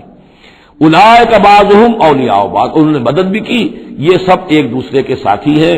والذین آمنوا ولم یہاجروا، اور وہ لوگ کہ جو ایمان لائے لیکن ہجرت نہیں کی، ما لکم من ولایتہم من شیء، تمہارا ان کے ساتھ اب کوئی تعلق نہیں۔ آگے چل کر سورہ نساء میں جو بعد میں نازل ہوئی ہیں، پڑھ چکے ہم پہلے، ان میں تو یہ ہے کہ وہ کافر اور منافق قرار دیا گیا، ان کے ساتھ وہی سلوک کرو جو کافروں کے ساتھ ہے، انہیں پکڑو اور قتل کرو، الا یہ کہ کسی ایسی قبیلے سے ہوں جن کے ساتھ تمہارا معاہدہ ہو، وہ پورا قانون وہاں آ گیا ہے۔ لیکن یہاں بھی پہلی بات بتا دی گئی، اب کوئی ولایت باہمی تمہاری ان کے ساتھ نہیں ہے۔ یعنی فرض کیجئے کوئی شخص کہتا ہے میں تو ایمان لا چکا تھا، مجبوراً آئے تھے لیکن ہجرت کیوں نہیں کی؟ جب ہجرت نہیں کی تو اب تمہارا شمار ہوگا انہی لوگوں کے ساتھ جن کے ساتھ تم جنگ کر کے آئے ہو۔ تم یہ نہیں کہہ سکتے کہ میرا تعلق جو ہے اہل ایمان سے شمار کیا جانا چاہیے۔ والذین آمنوا ولم یہاجروا ما لکم من ولایتہم من شیء، تو کوئی تمہاری ان سے رفاقت نہیں ہے، کوئی تعلق نہیں ہے، کوئی عہد نہیں ہے، کوئی قول و قرار نہیں ہے۔ یہ آیت بھی معلوم ہوتا ہے کہ انہی جو اسیر تھے غزوہ بدر کے، انہی کی طرف سے روح سکون ہے، حتیٰ یہاجروا، جب تک کہ وہ ہجرت نہ کریں۔ ہاں واپس جائیں، فدیہ دے کر جائیں، پھر ہجرت کر کے آ جائیں تو ٹھیک ہے، پھر وہ مسلمانوں میں سے ہوں گے، تمہارے بھائی ہوں گے، تمہارے حمایتی ہوں گے اور تم ان کی حمایت کرو گے۔ وَإِنِ اسْتَنصَرُوكُمْ فِي الدِّينِ، اور وہ لوگ کہ جو ایمان تو لائے لیکن ہجرت نہیں کی، اپنے اپنے قبیلوں میں رہے یا مکے میں رہے، اگر وہ تم سے مدد مانگے دین میں، فَعَلَيْكُمُ النَّصْرُ، تو اے مسلمانوں تم پر واجب ہے ان کی مدد کرنا، إِلَّا عَلَىٰ قَوْمٍ بَيْنَكُمْ وَبَيْنَهُم مِّيثَاقٌ، سوائے اس کے کہ وہ کسی ایسی قوم سے تعلق رکھتے ہوں کہ جن کے اور تمہارے درمیان کوئی معاہدہ ہے۔ اگر کوئی قبیلہ ہے کہ جس کے ساتھ حضور نے معاہدہ کیا ہوا ہے صلح کا، اور وہاں کوئی مسلمان ہے اور وہ ہجرت تو کر نہیں رہا، وہاں سے وہ مدد کی درخواست کرتا ہے کہ میری مدد کی جائے، تو اس کے خلاف اس کی مدد نہیں کی جائے گی، اس لیے کہ قوم کے ساتھ معاہدہ ہے۔ واللہ بما تعملون بصیر، اور جو کچھ تم کر رہے ہو اللہ اسے دیکھ رہا ہے۔ والذین کفروا بعضهم اولیاء بعض، اور وہ لوگ جنہوں نے کفر کیا وہ ایک دوسرے کے ساتھی ہیں، ایک دوسرے کے حمایتی ہیں، ایک دوسرے کے پشت پناہ ہیں۔ عرب قبائلی معاشرے کے اندر یہ جو ولایت کا معاملہ ہوتا تھا، اس میں پھر یہ ذمہ داریاں بھی آتی تھیں۔ کسی کے اوپر تاوان پڑ گیا ہے تو جو اس کے ولی ہیں، جو اس کے حلیف ہیں، ان کو بھی تاوان میں سے حصہ میں دینا پڑتا تھا۔ کوئی قیدی ہو گیا ہے، اسے کوئی فدیہ دینا ہے، تو جو اس کے حلیف ہیں، جب اس کے گھر والے بھی وہ فدیے کے لیے رقم جمع کریں گے تو وہ حلیف بھی اس کے اندر اپنا حصہ ڈالیں گے۔ تو یہ تو معاشرے کے اندر جو قبائلی معاشرہ ہوتا ہے یہ چیزیں ہوتی ہیں۔ تو یہاں فرما دیا گیا جو کافر ہیں وہ ایک دوسرے کے حلیف ہیں، جو اہل ایمان ہے وہ ایک دوسرے کے حلیف ہیں، لیکن اہل ایمان میں سے جو ہجرت نہیں کرتے وہ اہل ایمان کے حلیف نہیں ہے، بلکہ وہ تو انہی کافروں کے ساتھ شمار ہوگا ان کا جن کے ہاں وہ رہ رہے ہیں۔ البتہ یہ کہ اگر وہ مدد طلب کریں تمہیں مدد کرنی ہوگی بشرطے کہ ان کے قبیلے سے تمہارا کوئی معاہدہ نہ ہو. الا تفعلوا ہو، اگر تم ان چیزوں کی پابندی نہ کرو. ایک مسلمان ہے، وہاں سے اس نے خط لکھ دیا ہے کہ مجھے یہاں ستایا جا رہا ہے، حالانکہ اس قبیلے سے آپ کا معاہدہ اور آپ چڑھ دوڑے اس قبیلے کے اوپر، تو یہ معاملہ نہیں چلے گا. دنیا کے اندر ہر چیز کا ایک قاعدہ ہے، قانون ہے. اسے وہاں سے ہجرت کرنی چاہیے، یا ہجرت نہیں کر رہا ہے تو تکلیف جھیلنی چاہیے، برداشت کرنی چاہیے. مسلمان مدد نہیں کر سکتے چونکہ اس کے قبیلے سے مسلمانوں کا معاہدہ ہے. الا تفعلوا ہو، اگر یہ قواعد و ضوابط پیش نظر نہیں رکھو گے، ان کی پابندی نہیں کرو گے، تکن فتنۃ، تو پھر تو یہ ہے کہ فساد برپا ہو جائے گا، فتنہ پھیلے گا، فی الارض و فساد کبیر، اور بہت بڑی جو ہے بدامنی ہو جائے گی. اب وہ آیت آگے جس کا میں نے ذکر کیا تھا، والذین آمنوا وہاجروا وجاہدوا فی سبیل اللہ والذین آووا ونصروا اولئک هم المؤمنون حقا. اب ان دو طبقات کو جمع کر دیا گیا، والذین آمنوا وہاجروا وجاہدوا فی سبیل اللہ والذین آووا ونصروا. ویسے یہ کہ وہ لوگ جو ایمان لائے اور جنہوں نے ہجرت کی اور جنہوں نے جہاد کیا اللہ کی راہ میں، یعنی یہ مہاجرین، والذین آووا، اور وہ انصار مدینہ جنہوں نے انہیں پناہ دی، انہیں جگہ دی، انہیں اکوموڈیٹ کیا، والذین آووا ونصروا، اور نصرت کی، اولئک هم المؤمنون حقا لهم مغفرۃ ورزق کریم، ان کے لیے مغفرت ہے اور رزق کریم ہے. تو مومن حقیقی کی تعریف یہاں پر جو آئی ہے دو حصوں میں بٹ کر، وہ میں چاہتا ہوں کہ پھر اچھی طریقے سے آپ سمجھ لیں. انتہائی اہم بات ہے یہ. ایک مسلمان کے لیے بنی الاسلام علی خمس، 5 چیزیں ہیں، کلمہ شہادت، نماز، روزہ، حج، زکوٰۃ. لیکن حقیقی مومن ہونے کے لیے 2 چیزیں اور بڑھیں گی، صرف شہادت نہیں، یقین قلبی، اور نماز، روزہ، حج، زکوٰۃ کے ساتھ جہاد فی سبیل اللہ. گویا کہ 7 چیزیں ہوں گی، 7 شرطیں پوری ہوں گی تو ایک شخص بندہ مومن کہلائے گا. یہ تعریف ہے کہ جو سورہ الحجرات کی آیت نمبر 14-15 میں آئی. وہاں پہلے فرمایا قالت الاعراب آمنا قل لم تؤمنوا ولکن قولوا اسلمنا ولما يدخل الايمان في قلوبكم. یہ بدو کہہ رہے ہیں ہم ایمان لے آئے، اے نبی ان سے کہہ دیجئے تم ایمان نہیں لائے ہو، بلکہ یوں کہو کہ مسلمان ہو گئے، ہم نے اطاعت قبول کر لی ہے، ابھی تک ایمان تمہارے دلوں میں داخل نہیں ہوا. اب اگلی آیت میں پھر اسی سیاق کے اندر اگلی آیت میں مومن کون ہے؟ انما المؤمنون الذين آمنوا بالله ورسوله ثم لم يرتابوا. مومن تو وہ ہے جو ایمان لائے اللہ پر، اس کے رسول پر، پھر شک نہ باقی رہے، یقین بن جائے. اور دوسرے وجاہدوا باموالہم وانفسہم فی سبیل اللہ، اور وہ جہاد کریں اللہ کی راہ میں اپنی جانوں اور مالوں کے ساتھ. اولئک هم الصادقون، صرف وہ سچے ہیں. اس کو میں نے پرکار سے تشبیہ دی تھی. اب اگر وہ دل میں یقین ہے تو اس کی کیا کیفیات پیدا ہو جائیں گی؟ دلی یقین کی کیفیات وہ شروع میں آ گئی ہیں. انما المؤمنون الذین اذا ذکر اللہ وجلت قلوبہم. اہل ایمان تو وہ ہیں حقیقت میں کہ جب اللہ کی یاد کرتے ہیں، اللہ کا ذکر ہوتا ہے، ان کے دل لرز اٹھتے ہیں. وَإِذَا تُلِيَتْ عَلَيْهِمْ آيَاتُهُ زَادَتْهُمْ ایمانا. جب ان کو اللہ کی آیات پڑھ کر سنائی جاتی ہیں ان کے ایمان میں اضافہ ہوتا ہے. وَعَلَىٰ رَبِّهِمْ يَتَوَكَّلُونَ، ان کا توکل، ان کا بھروسہ کل کا کل اللہ کی ذات پر ہے. الذین یقیمون الصلاۃ ومما رزقناہم ينفقون، اور وہ لوگ جو نماز قائم کرتے ہیں اور انفاق کرتے ہیں اللہ کی راہ میں اس میں سے جو ہم نے دیا. اولئک هم المؤمنون حقا، یہ ہے سچے مومن، پکے مومن. لیکن یہ مومن کی شخصیت کی تصویر کا ایک رخ ہے. بدقسمتی سے ہمارے ہاں یہ 2 رخ علیحدہ ہو گئے. معاملہ یہ ہے کہ یہ ہے ایک ورق، اس ورق کا ایک صفحہ یہ ہے، ایک صفحہ یہ ہے، یہ انسیپریبل ہے، صفحات کو جدا نہیں کر سکتے آپ. ورق ایک ہے، اس کا ایک رخ یہ ہے صفحہ، ایک رخ یہ ہے صفحہ. مومن کی شخصیت کا ایک صفحہ، اس کی تصویر کا ایک رخ یہ ہے، دل میں یقین ہے، اللہ کی یاد کرتا ہے، دل لرزتا ہے، آیات قرآنی پڑھتا ہے یا سنتا ہے، دل میں ایمان بڑھتا ہے، ہر معاملے میں توکل، اس کا بھروسہ اللہ کی ذات پر ہے، نماز قائم کیے ہوئے زکوٰۃ ادا کرتا ہے، اللہ کی راہ میں خرچ کرتا ہے. یہ شخصیت کا ایک رخ ہو گیا. اولئک هم المؤمنون حقا. لیکن یہ ایک رخ ہے، اور دوسرا رخ کیا ہے؟ والذین آمنوا وہاجروا وجاہدوا فی سبیل اللہ والذین آووا ونصروا اولئک هم المؤمنون حقا. اور وہ لوگ جو ایمان لائے، جنہوں نے ہجرت کی، جنہوں نے جہاد کیا اللہ کی راہ میں، اور وہ لوگ جنہوں نے انہیں جگہ دی، پناہ دی اور ان کی مدد کی، یہ ہے مومن سچے. تو تو تصویر کے ان دونوں رخوں کو جوڑیے. یہ ہے اصل میں جو آج کی ضرورت ہے. صحابہ کرام کی شخصیتوں میں یہ دونوں رخ تھے. جیسے زوال آیا ہمارے ہاں، اڑائے کچھ ورق لالے نے، کچھ نرگس نے، کچھ گل نے، چمن میں ہر طرف بکھری ہوئی ہے داستاں میری، دین کے حصے بکھرے ہو گئے. کوئی حلقے ذکر کے ہیں تو ان کو جہاد وغیرہ سے کوئی غرض نہیں، کوئی جہادی تحریکیں ہیں تو ان کے اندر جو ہے وہ دوسری کیفیات نہیں. اس طرح کے معاملات جو ہے تقسیم ہو چکے ہیں. جب تک کہ یہ مکمل شخصیتیں وجود میں نہیں آئیں گی، یہ ظاہر بات ہے صحابہ کی کمیت کے اعتبار سے تو وہاں تک نہیں پہنچ سکتے، لیکن ان کا عکس تو ہو، اس طرح کی کیفیت متوازن طریقے پر. اگر 25% ادھر ہے 25% ادھر بھی ہو، 10% ادھر ہے 10% ادھر بھی ہو، لیکن ایک ہی طرف 70% ہو جائے دوسری طرف 0 ہو، وہ معاملہ گڑبڑ ہے. یہ دونوں جو رخ ہے شخصیت کے، ان کو جمع کرنے کی ضرورت ہے. اولئک هم المؤمنون حقا لهم مغفرۃ ورزق کریم. ان کے لیے مغفرت ہے اور رزق کریم ہے. اللهم ربنا اجعلنا منهم، اللهم ربنا اجعلنا منهم والذین آمنوا من بعد وهاجروا وجاهدوا.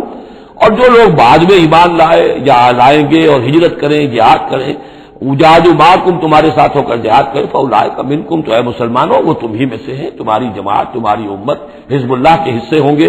وَأُولُو الْأَرْحَامِ بَعْضُهُمْ أَوْلَىٰ بِبَعْضٍ فِي کتاب اللہ. البتہ اللہ کا جو قانون ہے، جو شریعت ہے، مثلا جو وراثت کا معاملہ ہے، اس کا تعلق جو اولو الارحام کے ساتھ ہے. یہ جو بھائی چارہ تھا اس کے بنا پر وراثت نہیں ہے. وراثت ہوگی وہی جو رحمی رشتے ہیں جن کے بنا پر کہ وراثت کا قانون بنا دیا گیا. اولو الارحام بعضهم اولیٰ ببعض فی کتاب اللہ. اللہ کی شریعت کے ضابطے کے قانون میں بہرحال جو رحمی رشتے ہیں وہ یقیناً مقدم ہے. ان اللہ بکل شیء علیم. یقیناً اللہ تعالی ہر چیز کا علم رکھتا ہے. بارک اللہ لی ولکم فی القرآن العظیم ونفعنی وإیاکم بالآیات والذکر الحکیم.